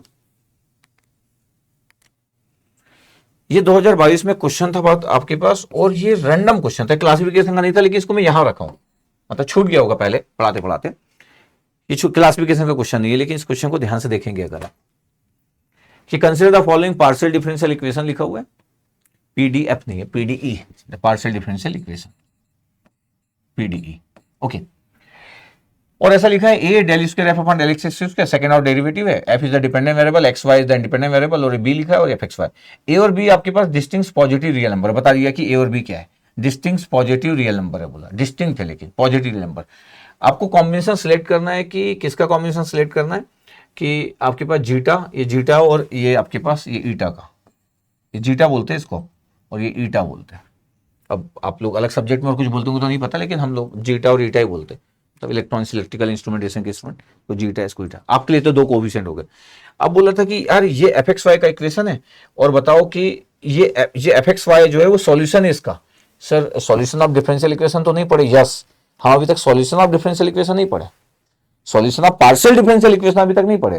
अभी तक हम पार्शियल डिफरेंशियल इक्वेशन में बहुत सारी बातें करें, मतलब सॉल्यूशंस बेसिक बेसिक स्टाइल से बहुत सारी चीज पढ़े हैं, पार्शियल डिफरेंशियल इक्वेशन को सॉल्व करना सिखाया हूं कुछ कुछ बातों को, लेकिन और भी 3-4 लेक्चर अभी लेने वाला हूं, 3 तो लूंगा कम से कम। बट मैं बोल रहा हूं कि कभी जब आप बहुत स्मार्ट बच्चे होते हो तो आपको देखो एफ एक्स वाई ये गिवन है, बोल रहा है कि ये सॉल्यूशन है और ये इक्वेशन है, और बोल रहा है कि इसमें जीटा और ईटा की वैल्यू बताओ। तो अगर आप बहुत ध्यान से देखो कि यार एफ एक्स वाई क्या दिया था, अच्छा ये इक्वेशन ये गिवन है। अब आपके पास पता है ये एफ एक्स वाई की वैल्यू क्या गिवन है, ये एफ एक्स वाई की वैल्यू क्या गिवन है, क्या गिवन है भैया एफ एक्स वाई की वैल्यू? सर e की power zeta x plus eta Y, ये। अब सोचो अगर मेरे को ये second order derivative of F है with respect to X, second order derivative of F with respect to Y, partial derivative. तो अगर मैं बोलूं कि यार मैं एफ एक्स वाई कैलकुलेट कर लूं, कि मैं del by del x calculate कर लेता हूं, डेल एफ एक्स वाई तो आपके लिए लिखने के लिए दे रहा है क्योंकि यहाँ लिखा हुआ है। इसको एक बार डिफरेंशिएट करूंगा तो क्या आएगा सर, जीटा बाहर आ जाएगा, बिल्कुल सही। और ई की power sir zeta x plus eta y, sir चलो ठीक है, इसमें कोई इशू नहीं सर। एक बार और करूं तो सर, एक बार और कर लो तो del square F upon del x x square, और ब्रैकेट में अगर आपको एक्स वाई लिखने का मन है सर, क्योंकि वो क्वेश्चन में लिखा अच्छा दिख रहा है, तो एक बार और जीटा बाहर आ गया तो कितना आ गया सर, जीटा स्क्वायर, हाँ ई की power sir zeta x plus eta y, ठीक है, इतना आ गया। ये आ गया सर ये वाला इक्वेशन, ये ठीक है, ये इक्वेशन 1 है। सिमिलरली अगर मैं बोलूँ कि यार मैं तो ऐसा तो y के साथ भी कर सकता हूँ, हाँ सर बिल्कुल y के साथ भी कर सकता हूँ, del f upon del y कर लूँ, हाँ सर, और एफ मैक्स कॉमा वाई लिख लूँ, हाँ लिख सकते हो, नहीं लिखना तो भी चलेगा, बट अच्छा दिख रहा है, नहीं लिखोगे तो टाइम बच जाएगा। y के रिस्पेक्ट में करूँगा तो क्या आएगा सर, जीटा बाहर आ जाएगा, ठीक है, ई की पावर सर ये zeta x plus eta y, तो ईटा बाहर आ गया सर। अच्छा एक बार और कर लूँ, हाँ एक बार और कर लूँ sir, del square f del Y square. ऐसा क्यों कर रहे हैं, इक्वेशन देखो ना यार, इक्वेशन में जो जो है वही कर रहा हूँ मैं। तो सर ये ईटा स्क्वायर आ गया बाहर, zeta x plus eta Y, ये इक्वेशन नंबर 2 है। इन दोनों इक्वेशंस को अगर मैं यहां पुट कर दूं तो ए लिखा हुआ है, यस सर, तो फ्रॉम इक्वेशन 1 एंड 2 लिख रहा हूं मैं, from equation 1 and 2, from equation 1 and 2, ठीक है कर ले, हाँ सर ए लिखा था, ए हाँ ए लिखा था, और इसकी वैल्यू कितना हो गया, इसके लिए sir zeta square sir e की power zeta x plus eta y sir, ऐसा कर दे, यस सर। फिर दूसरा क्या लिखा था सर, बी लिखा था सर, ठीक है, इसको भी कर ले, यस सर इसको भी कर लेते हैं, क्या है ये सर, ये eta square e raise power zeta x plus eta Y, यही था। अब देखो ध्यान से, क्या इक्वेशंस क्या है कि सर एफ एक्स वाई है, ये एफ एक्स वाई क्या है सर, ए की power zeta x plus eta y sir, यही है। अगर मैं बोल रहा हूं कि आपके पास इक्वेशंस क्या है, तो देखो ये इक्वेशंस क्या है सर, ये ए जीटा स्क्वायर है, ए जीटा स्क्वायर है सर, और ई की पावर कितना है, ये ए जीटा स्क्वायर है, और ये बी ईटा स्क्वायर है। तो अगर मैं कोफिशिएंट वाइज अगर मैं बात करूं कि आपके पास क्या रिजल्ट है, अगर हम ध्यान से देखा जाए तो बी ईटा स्क्वायर है आपके पास सर, ये ब्रैकेट में, और ये आपके पास आ गया सर ई की power zeta x plus eta y, bracket में आ गया, और इधर तो था ही कि ई की पावर जीटा एक्स प्लस, ये ध्यान से अगर देखा जाए तो क्या होगा, ध्यान देखा जाए तो कैंसिल आउट हो गया, मतलब ए zeta square plus B eta square की वैल्यू 1 होना चाहिए, दिस इज द इक्वेशंस, ये इक्वेशंस है आपके पास। अब आपको देखना है कि क्या पुट करें हम, जीटा और उसकी वैल्यू आपके पास एफ एक्स वाई था, एफ एक्स वाई की वैल्यू ये लिख लिया हम लोग।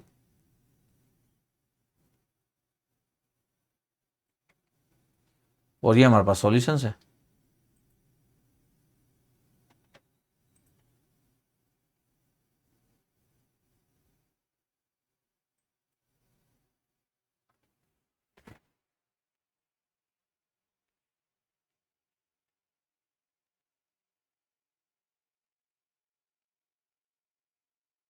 कितना हमको दिख रहा है? Yes sir. जीटा और ईटा की वैल्यू 0 पुट कर दूंगा अगर, तो वो आपके पास नहीं होगा।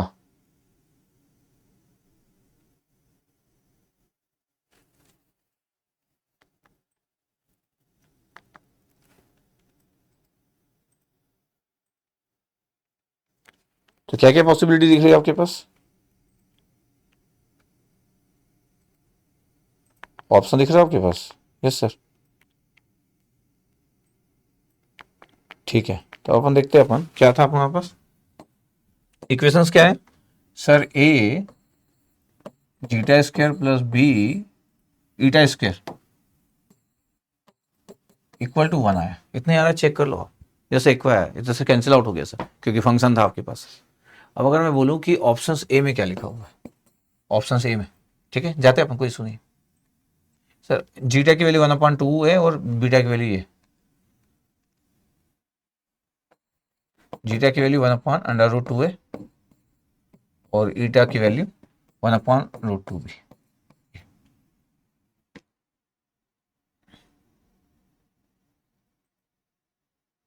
तो अगर मैं बोलूं कि इसका स्क्वायर करोगे तो कितना होगा? जीटा स्क्वायर इक्वल टू 1/2 है और ये ईटा स्क्वायर करोगे तो कितना हो जाएगा? 1/2 भी।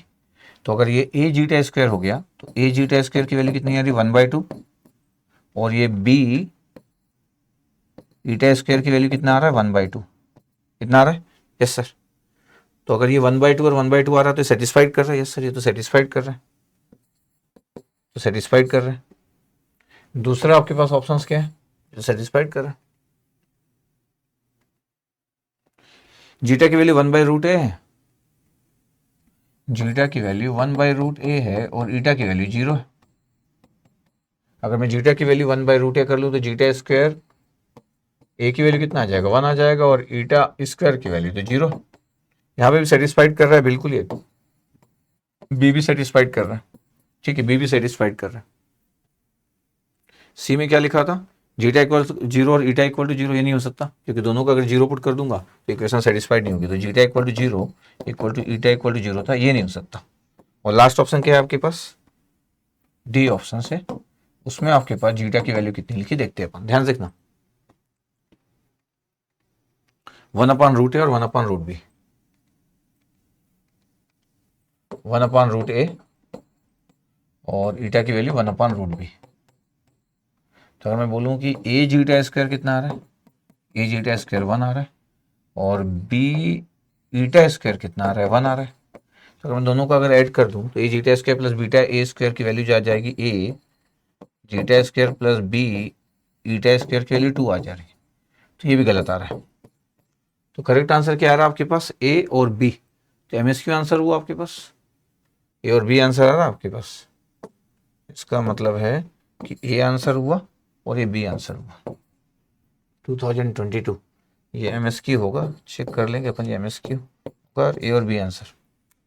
तो हम क्या किए कि ये फंक्शन था आपके पास। अब अगर कोई बोल दे रहा है कि ये इसका सॉल्यूशन है, ये इसका सॉल्यूशन है, जीटा ईटा की वैल्यू सिलेक्ट करना था और बोल दे रहा है कि ये जो फंक्शन इसका सॉल्यूशन है, तो हम बोले कि यार ये जो फंक्शन है इस इक्वेशन को सेटिस्फाइड कर रहा है, तो ये फंक्शन यहाँ रख दिए। ये 2 बार डिफरेंशिएट कर दिए इसको, तो जो आया वो यहाँ रख दिए 2 बार डिफरेंशिएट करके। ए के साथ ये था, इसको भी 2 बार डिफरेंशिएट कर दिए फिर रख दिए, लेकिन इक्वल टू यही फंक्शन आना चाहिए। इसलिए फिर यहाँ पे जो फंक्शन है और यहाँ पे जो फंक्शन है कॉमन काट दिए थे। यहाँ जो फंक्शन है और यहाँ जो फंक्शन है उसकी वैल्यू 1 के बराबर आना चाहिए थी। तो ए और बी दोनों आ रहा है एमएसक्यू क्वेश्चन। ठीक है, तो ये एक अच्छा था आपके पास। तो इसमें कुछ कंसेप्ट नहीं लगा है, क्लासिफिकेशन पे बेस्ड क्वेश्चन भी नहीं था। एक क्वेश्चन छूट गया होगा तो अपन यहाँ पे ले लिए। नॉर्मल क्वेश्चन था पार्शियल डिफरेंशियल इक्वेशन को, ये क्लास नंबर 1 में भी हो सकता था, classification of partial differential equations. ये आपके पास एक नया टॉपिक ले रहा हूं मैं, थोड़ा छोटा ही टॉपिक है, नया टॉपिक एकदम, बट ये फ्यूचर में आपके पास आएगा।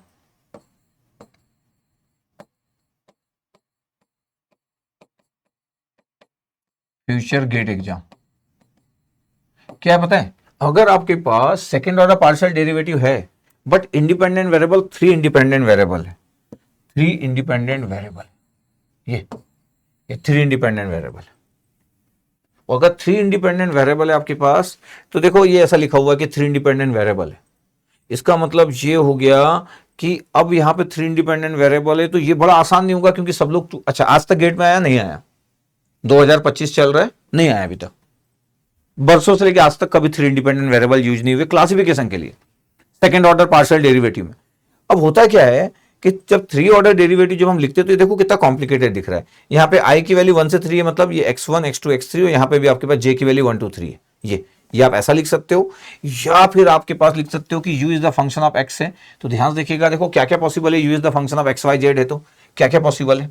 अगर sir u is the function of, देखना ध्यान से, u is the function of x y z है और सेकेंड ऑर्डर लिखना है आपके पास, तो del square u upon del x square आएगा, एक ये पॉसिबिलिटी है, इसको आप क्या बोल सकते हैं यू एक्स एक्स, ठीक है। डेल स्क्वायर यू अपॉन क्या आ सकता है sir, del square you upon del Y square आ सकता है, इसको क्या बोलोगे आप U Y Y. Del square you upon del Z square आ सकता है, इसको क्या बोलोगे सर यू जेड जेड, ठीक है, यू जेड जेड बोलोगे ना इसको, ठीक है। अगर मैं बोल दूं कि del square you upon del x del y, sir इसको बोलोगे u x y. Del square you upon del x del z, इसको क्या बोलोगे सर, इसको बोलोगे यू एक्स जेड। यस, अगर मैं बोल दूं कि del square you upon del Y del X करोगे तो क्या आएगा sir U Y X. Del square you upon del Y del Z करोगे तो क्या आएगा सर यू वाई जेड। अच्छा, similarly del square you upon del Z del X करोगे तो क्या आएगा sir U Z x.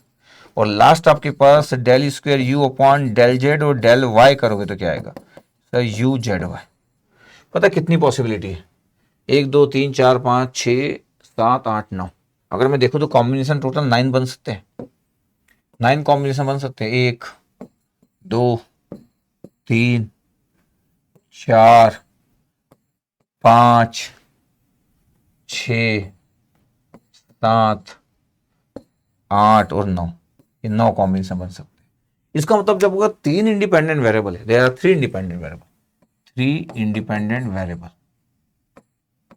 X y z, ये कंसेप्ट है आपके पास। तो सर ये तो फिर बड़ा आसान नहीं होगा, हाँ बिल्कुल। तो हम बोलते हैं कि क्या करो पता है आपके पास, एक मैट्रिक्स बनाओ आप 3x3 का, एक मैट्रिक्स बनाओ 3x3 का,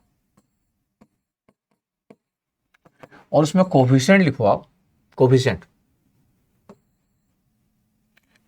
लिखो किसका पता है आपके पास, कोफिशिएंट लिख रहा हूं सीओजी, कोफिशिएंट लिख दिया मैं यू एक्स एक्स, इसका मतलब है यू एक्स एक्स। कोफिशिएंट लिखो यू एक्स वाई, कोफिशिएंट लिखो यू एक्स जेड। ध्यान से देखना आप, 3x3 का मैं लिखूंगा, यहां कोफिशिएंट लिखो यू वाई एक्स, यहां कोफिशिएंट लिखो यू वाई वाई, और यहां कोफिशिएंट लिखो यू वाई जेड। ये पूरा वाई का लाइन है, यहां जेड का लाइन बना रहा हूं, कोफिशिएंट लिखो यू जेड एक्स, यहां कोफिशिएंट लिखो यू जेड वाई, यहां कोफिशिएंट लिखो यू जेड जेड। आपके पास ये बड़ा इंपॉर्टेंट है, कौन सा, ये वाला कोफिशिएंट जब हम बोलते हैं तो ये यू एक्स एक्स का क्या मतलब होता है, del square you upon del x x. ये यू जेड जेड का क्या मतलब होता है, del square you upon del Z square. U Y y का क्या मतलब होता है, del square you upon del Y square. लेकिन इसके कोफिशिएंट लिखना है आपके पास, ये दिस द कोफिशिएंट। टफ कुछ भी नहीं, लेकिन देखने से टफ लगता है कि यार आपके पास 3 इंडिपेंडेंट वेरिएबल होंगे, सेकंड ऑर्डर डेरिवेटिव के कंसेप्ट। अब होता क्या है कि जब हम ए निकाल लेते हैं तो कंसेप्ट क्या बोलता है पता है आपके पास, कंसेप्ट बोलता है कि आपको आइगन वैल्यूज निकालना पड़ेगा। कंसेप्ट जो है इसका पता है आपके पास, concept is based on eigenvalues, concept is based on eigenvalues. अब आपको आइगन वैल्यूज का पता ही होगा, concept is based on eigenvalues. अब आइगन वैल्यूज कैसे निकालते हैं आपके पास, आइगन वैल्यूज तो सर ऐसे निकालते हैं सर, ए माइनस लेमडा इसका डिटर्मिनेंट, इक्वल टू 0। यस, अब कितने आपके पास आइगन वैल्यूज निकलेंगे? तो 3 आइगन वैल्यूज निकलेंगे। जब हम आइगन वैल्यूज निकालते हैं आपके पास पता है, अब एक आपके पास अगर मैं आइगन वैल्यूज कैलकुलेट कर रहा हूं 3x3 का, ये आइगन वैल्यूज कैलकुलेट कर रहा हूं, तो बताओ आपके पास कितने आइगन वैल्यूज आ गए? λ1, λ2 और λ3। ये 3 आइगन वैल्यूज आ गए आपके पास। अब मैं बोल रहा हूं कि 3 आइगन वैल्यूज आ गए, एक भी अगर आपके पास एक केस ये हुआ, इसमें अगर मैं बोलूं कि एक केस क्या हुआ पता है, λ1 0, λ2 नॉट 0, λ3 नॉट 0, या फिर λ2 0, λ1 नॉट 0, λ3 नॉट 0, या फिर λ3 0, λ1 नॉट 0, λ2 नॉट 0, या फिर कोई भी कॉम्बिनेशन। इसका मतलब है कि प्रोडक्ट जो होना चाहिए λ1, λ2 और λ3। अच्छा, और भी लिख लेता डिफरेंट केसेस, डॉट डॉट लगा लिया। ये प्रोडक्ट जीरो कब आएगा? कोई एक भी आइगन वैल्यू जीरो होगी, या दो होगी, या तीनों होगी, कोई भी एक आइगन वैल्यू, तब ये इसका प्रोडक्ट जीरो आएगा। और अगर आपके पास इसका प्रोडक्ट जीरो आता है तो पता है आपके पास इस केस को क्या बोलते हैं? पैराबोलिक बोलते हैं। ऐसा अगर होगा तो हम बोलेंगे कि ये पैराबोलिक है करके, अगर आइगन वैल्यू से पता करेंगे। आपके पास ये लिखा हुआ था, देखो ध्यान से, तो थोड़ा देखने में टफ लगता है लेकिन कुछ है नहीं। कैसे आपके पास, ये देखो आगे बढ़ते हैं, इधर लिखा होगा, बोला गया था प्रॉपर्टी बेस्ड होता है आइगन वैल्यूज पे। अगर आपके पास एक भी आइगन वैल्यू जीरो है तो गिवन पीडी पैराबोलिक होगा। ये देखो आपके पास, और पता है एक भी आइगन वैल्यू जीरो अगर होगा तो इसका क्या प्रॉपर्टी होता है? अगर एक भी आइगन वैल्यू जीरो होगा तो इसका प्रॉपर्टी क्या होता है कि सर प्रॉपर्टी होता है, ये प्रोडक्ट ऑफ आइगन वैल्यूज को क्या बोलते हैं पता है? डिटर्मिनेंट। और जो सिंगुलर मैट्रिक्स होते हैं, इसका मतलब है पैराबोलिक होने के लिए ए का डिटर्मिनेंट जीरो आना चाहिए। इसका मतलब ए अगर सिंगुलर मैट्रिक्स होगा तो कंफर्म है कोई भी मैट्रिक्स जिसका डिटर्मिनेंट जीरो होता है, जिसको आप सिंगुलर मैट्रिक्स बोलते हो, उसका एटलीस्ट एक आइगन वैल्यू जीरो होता है। The property of eigen values. अब कोई बोलेगा सर ये तो नहीं पता। कैसे नहीं पता होगा? आइगन वैल्यू आप तो पढ़ लिए होंगे ना, लीनियर अलजेब्रा तो पढ़े होंगे ना, लीनियर अलजेब्रा पढ़े होंगे ना आप। तो आपके पास अगर आप 3x3 का मैट्रिक्स देख रहे हो और अगर आपको आइडिया हो गया कि यार ये तो डिपेंडेंट रोज या कॉलम है, तो आपको पता चल जाता है इसका डिटर्मिनेंट जीरो होगा, और फिर आपको पता चल जाएगा कि एक आइगन वैल्यू जीरो आएगा ही, ये पैराबोलिक होगा। और क्या लिखा पता है आपके पास? बोला कि अगर all eigen values are non zero, कोई भी आइगन वैल्यूज आपके पास जीरो ना हो, मतलब λ1 जीरो ना हो, λ2 कोई भी जीरो ना हो, ठीक है भैया, कोई भी जीरो ना हो, और ऑल ऑफ सेम साइन। मतलब अगला क्या कंसेप्ट है कि आपके पास and λ1 positive, λ2 positive, λ3 positive, all are positive, और या ऑल आर नेगेटिव। मतलब सबका साइन सेम होना चाहिए। सबका साइन सेम होने का मतलब ऑल पॉजिटिव या ऑल नेगेटिव, और नॉन जीरो तो है ही आपके पास। उस केस में इसको बोलते हैं इलेप्टिक बोलते हैं। तब ये होगा आपके पास इलेप्टिक। अच्छा, हाँ, तो पूरा आइगन वैल्यूज पे बेस्ड है कि ये तो हो गया पैराबोलिक, ये हो गया इलेप्टिक। अब सर हाइपरबोलिक कब होगा? हाइपरबोलिक होगा कि सब अगर आपके पास जो वैल्यूज आइगन वैल्यूज वो नॉन जीरो हो एक्सेप्ट वन, सब नॉन जीरो हो और सबका सेम साइन हो एक्सेप्ट वन। मतलब सब नॉन जीरो हो तो दो का आपके पास सेम साइन हो, दो पॉजिटिव एक नेगेटिव, दो पॉजिटिव एक नेगेटिव, या आपके पास एक नेगेटिव दो पॉजिटिव, एक पॉजिटिव दो नेगेटिव, या एक नेगेटिव दो पॉजिटिव, ऐसा कुछ भी आपके पास, बट नॉन जीरो होना चाहिए। तो जो आइगन वैल्यूज होगा नॉन जीरो होगा और have the same sign. Except बोला है, this one is important, except कि एक का आपके पास one of, except precisely one of them, तो फिर ये हाइपरबोलिक होगा। अच्छा, हाँ, कैसे इसको डील करेंगे? जैसे देखो आपके पास दो एग्जांपल ले रहा हूं और ऐसे ही आपके पास क्वेश्चन आएगा, ऐसे आपके पास क्वेश्चन आएगा, तो मैं दो आपके पास डील कर दे रहा हूं। क्या डील कर दे रहा हूं? सर देखो सर u(x(x) आपके पास है, तो इस इक्वेशंस को ध्यान से देखोगे तो क्या दिखेगा? सर देखो सर ये u(x(x) है, 0 u(xy) है बिल्कुल, और 0 u(xz) है, ठीक है सर, और u(yy) है, यस सर, 0 u(yx) है, 0 u(yx) प्लस u(yy) है, प्लस 0 u(yz) है, ठीक है, फिर 0 u(zx) है, 0 u(zy) है, और माइनस u(z)z), ये इक्वेशन है मेरे पास। इसका क्या मतलब हो गया सर? इसका ये मतलब हो गया कि ए मैट्रिक्स जो होगा वो यू एक्स एक्स वन हो गया, u x y zero, u x z zero, u Y x zero, u Y y one और ये जीरो, और ये कितना हो गया है? जीरो जीरो और माइनस वन।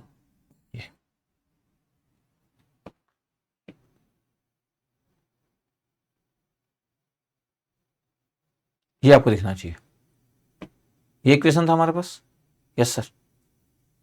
ओके, अब देखो आपके पास, अगर मैं इसको ध्यान से देख रहा हूं तो क्या इसका डिटर्मिनेंट जीरो आएगा? नहीं आएगा। इसका डिटर्मिनेंट जीरो आ रहा है आपके पास, ध्यान से देखो, इसका क्या डिटर्मिनेंट जीरो आ रहा है? नहीं आ रहा सर। बहुत सिंपल होता है। क्या डिटर्मिनेंट इसका जीरो आ रहा है? डिटर्मिनेंट कितना आ रहा है? वन, वन माइनस वन, तो determinant minus one, not equal to zero.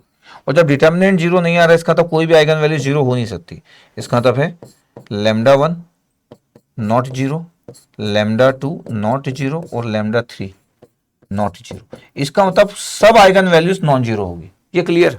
अच्छा, आपको निकालना है तो भी आप निकाल सकते हैं, ऐसा नहीं कि सर आप बोल दे रहे हो, नहीं निकाल सकते यार। ए माइनस लेमडा आई, ये डिटर्मिनेंट निकालना है ना आपको। ये ए माइनस लेमडा आई करे तो कितना हो जाएगा? One minus lambda, one minus lambda zero zero, zero one minus lambda zero, zero zero minus one minus lambda, determinant equal to zero.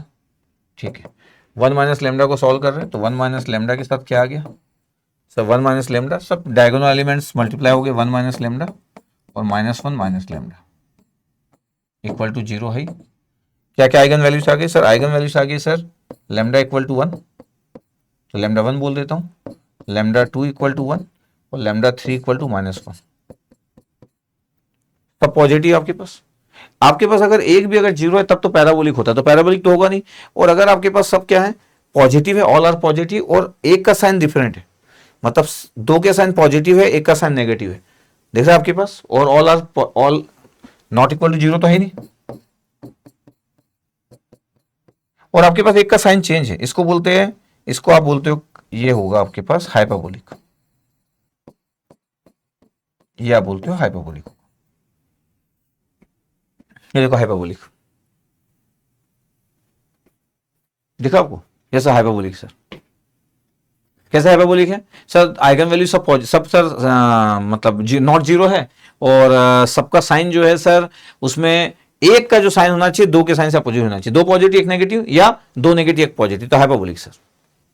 ये हम लिखे रखे थे, ये नॉन जीरो होना चाहिए और have the same sign except precisely one of them, तो हाइपरबोलिक आ गया। ठीक है सर, ऐसे क्वेश्चन की पॉसिबिलिटी होगी। अब मैं अगर बोलूं कि ये आपके पास दूसरा एग्जाम्पल, अगर आप इसको तो आप समझ गए होंगे कि सर यू एक्स एक्स क्या होगा, इसका कोफिशिएंट वन है, यू एक्स वाई कहीं पे है, यू एक्स वाई कहीं पे नहीं है सर, यू एक्स जेड कहीं पे नहीं है सर, यू वाई एक्स कहीं पे है, यू वाई एक्स कहीं पे है नहीं है, यू वाई वाई वन है, यू वाई जेड वन है सर, ये वाला u Z x zero, u z y one, u z one, ये था यू जेड वाई, ये इतना आपको दिखना चाहिए। ये क्या है आपके पास सर? ये वाला जो है वो यू एक्स एक्स है, ठीक है।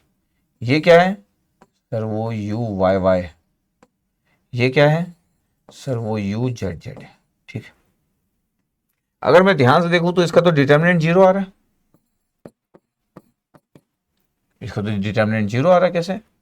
वन, वन माइनस वन, इसका तो डिटर्मिनेंट जीरो आ रहा है, और डिटर्मिनेंट जीरो आ गया तो सिंगुलर मैट्रिक्स होगी, और सिंगुलर मैट्रिक्स हो गया आपके पास, तो फिर क्या होगा सर? ये तो फिर क्या होगा आपके पास? देखो ना, डिटर्मिनेंट आपके पास जीरो आ गया। तो डिटर्मिनेंट अगर मेरे पास जीरो अगर आ गया, आ रहा है zero determinant, yes sir, one minus one, तो डिटर्मिनेंट जीरो आ गया। ऐसे आपको दिखना चाहिए। यू वाई जेड वही है, यू जेड वाई वही है, यू वाई वाई और यू जेड जेड, ठीक है सर। डिटर्मिनेंट जीरो आ गया तो इसका तो आइगन वैल्यूज तो आपके पास एक ने एक जीरो आएगा, और आइगन वैल्यूज अगर आपके पास जीरो आएगा, इसका मतलब एक ने एक आइगन वैल्यू तो जीरो आएगा, तो इसका मतलब ये हुआ कि फिर ये क्या होगा आपके पास रिजल्ट?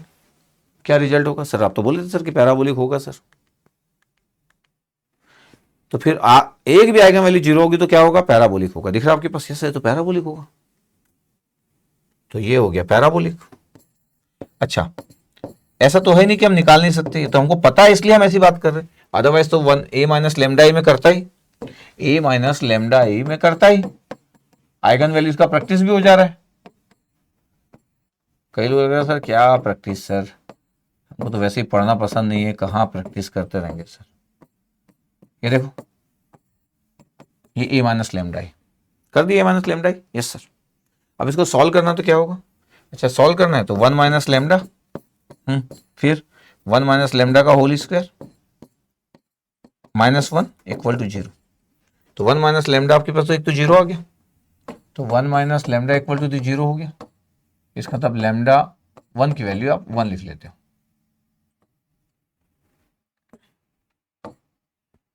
ठीक है।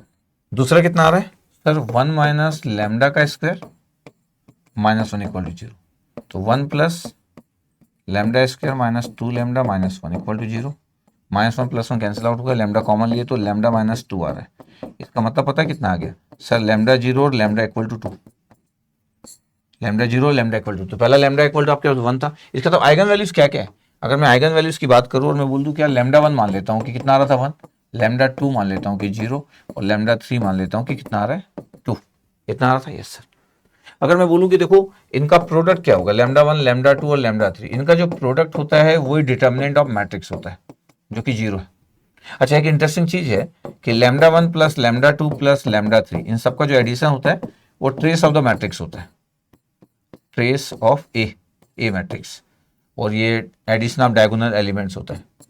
तो एडिशन ऑफ डायगोनल एलिमेंट्स क्या था, डायगोनल एलिमेंट्स का एडिशन आपके पास 1 1 1, तो 3 आना चाहिए। ये देखो 1 + 1 + 1 ट्रेस, देखो 3 होना चाहिए। अच्छा यहाँ पे अगर मैं देखूँ तो कितना है सर 1, यहाँ देखो तो कितना है 0, यहाँ देखो तो कितना है 2 है, तो 1 0 2 का एडिशन भी कितना आएगा 3, 1 0 2 3, और देखो 1 1 1, तो हमेशा आइगन वैल्यूज का एडिशन, ये सब तो प्रॉपर्टी है आपके पास, तो ठीक है। तो मेरे को पता चल गया कि आंसर कितना है, तो बोले कि आंसर सर एक आइगन वैल्यूज भी अगर 0 आ गया तो पैराबोलिक होगा, तो इसका आंसर पैराबोलिक है। अच्छा हो सकता है कि एग्जाम में ऐसा ना लिखा हो, एग्जाम में पूरा पूरा लिखा हो, इसको पूरा पूरा एग्जाम में ऐसा लिख के दे दो, एग्जाम में जब वो लिखेंगे तो ऐसा लिख के दे सकते हैं कि इस वाले को ऐसा पूरा लिख के दे देंगे कि del square you upon del x square plus del square you upon del Y square equal to del square you upon del Z square, ऐसा लिख देंगे। अब ऐसा लिख देंगे तो किसी से बनेगा नहीं, क्यों नहीं बनेगा, क्योंकि लोग ये वाला नहीं जानते, 3 इंडिपेंडेंट वेरिएबल वाला जानते नहीं, क्योंकि u is the function of x y z, actually u is the function of x y z, तो 3 इंडिपेंडेंट वेरिएबल है x, y, z, और ये डिफरेंट कंसेप्ट है, तो फिर इसका आंसर दे नहीं पाएंगे, फिर वो सोचेंगे क्या करे क्या ना करे, तो ये फ्यूचर की बातें हैं। तो इस टाइप का आपके पास एक एग्जांपल ले लिया कि जब भी आएगा आपका इतने में काम हो जाएगा ये, और इसलिए आइगन वैल्यूज से बेस है, इसलिए मैं पूरी बातें बताया कि कोफिशिएंट आपको सिर्फ लिखना है, नथिंग एल्स, कुछ टफ नहीं है, कुछ भी टफ नहीं है, ओके। आप इसके लिए परेशान मत होना, ये बुक ये थोड़ा बुक से लिया गया था, तो जबरदस्ती वाले बुक वाले लोग टफ करते, कोफिशिएंट ऐसा लिख रहे, इसकी जरूरत नहीं है, तो अपन इसी को यूज कर लिए बेस्ट वे में, तो इसकी नीड भी नहीं थी, ठीक है। आई होप आपको इतना क्लियर हुआ, जो मैं लिखा एग्जाम्पल भी ले लिया, आइगन वैल्यूज की बात भी कर लिया, तो मेरे को नहीं लगता कि इसमें कुछ प्रॉब्लम हुआ होगा आपको, ठीक है, ओके। तो ये मेरा कंप्लीट हुआ आपके पास classification of second order partial differential equation, या 2 इंडिपेंडेंट वेरिएबल पूछा गया है, पूछा जाएगा, पूछ रहे हैं, ठीक है। बट जब ये 2040 2035 की बात आएगी, आज से 10 साल 15 साल बाद, तो मैं श्योर हूं कि ये 3 इंडिपेंडेंट वेरिएबल इंट्रोड्यूस जरूर करेंगे। अच्छा पूरे टीचर कम्युनिटी इसको पढ़ाना तभी चालू करेगी जब ये एग्जाम में आ जाएगा, जब तक ये एग्जाम में नहीं आएगा इसको कोई भी डील नहीं करेगा, ऐसा मैं सोचता हूं कि इसको तब तक कोई डील नहीं करेगा जब तक एग्जाम में नहीं आएगा। जिस दिन ये एग्जाम में आएगा उस दिन उसके बाद से इसको भी डील करना चालू करेंगे, लेकिन जिसको आ गया उनको तो नहीं बनेगा। इसलिए अगर आप मेरे को फॉलो कर रहे हो, ये बहुत ज़्यादा बड़ा कंसेप्ट नहीं है, आप याद रखिएगा, ये आपके स्कोर को बढ़ा सकता है, आपको कंपटीशन में लीड दे सकता है, क्योंकि ये बातें बाकी लोगों को नहीं पता होगी। टफ है इसलिए नहीं, इसलिए क्योंकि आया नहीं है, तो फिर ये बातें लोग नहीं करते होंगे, ठीक है। चलो अगली क्लास में हम मिलेंगे, अब 2-3-4 लेक्चर ही बस पढ़ाना है, पार्शियल डिफरेंशियल इक्वेशंस के सॉल्यूशंस और कुछ कुछ बातें, फिर अपना पार्शियल डिफरेंशियल इक्वेशन भी खत्म, तो हमारी पूरी स्टोरी खत्म हो जाएगी डिफरेंशियल इक्वेशन की ओर। मैं ट्राई किया कि बड़ी अच्छी स्टोरी बने, ठीक है, ओके, थैंक यू।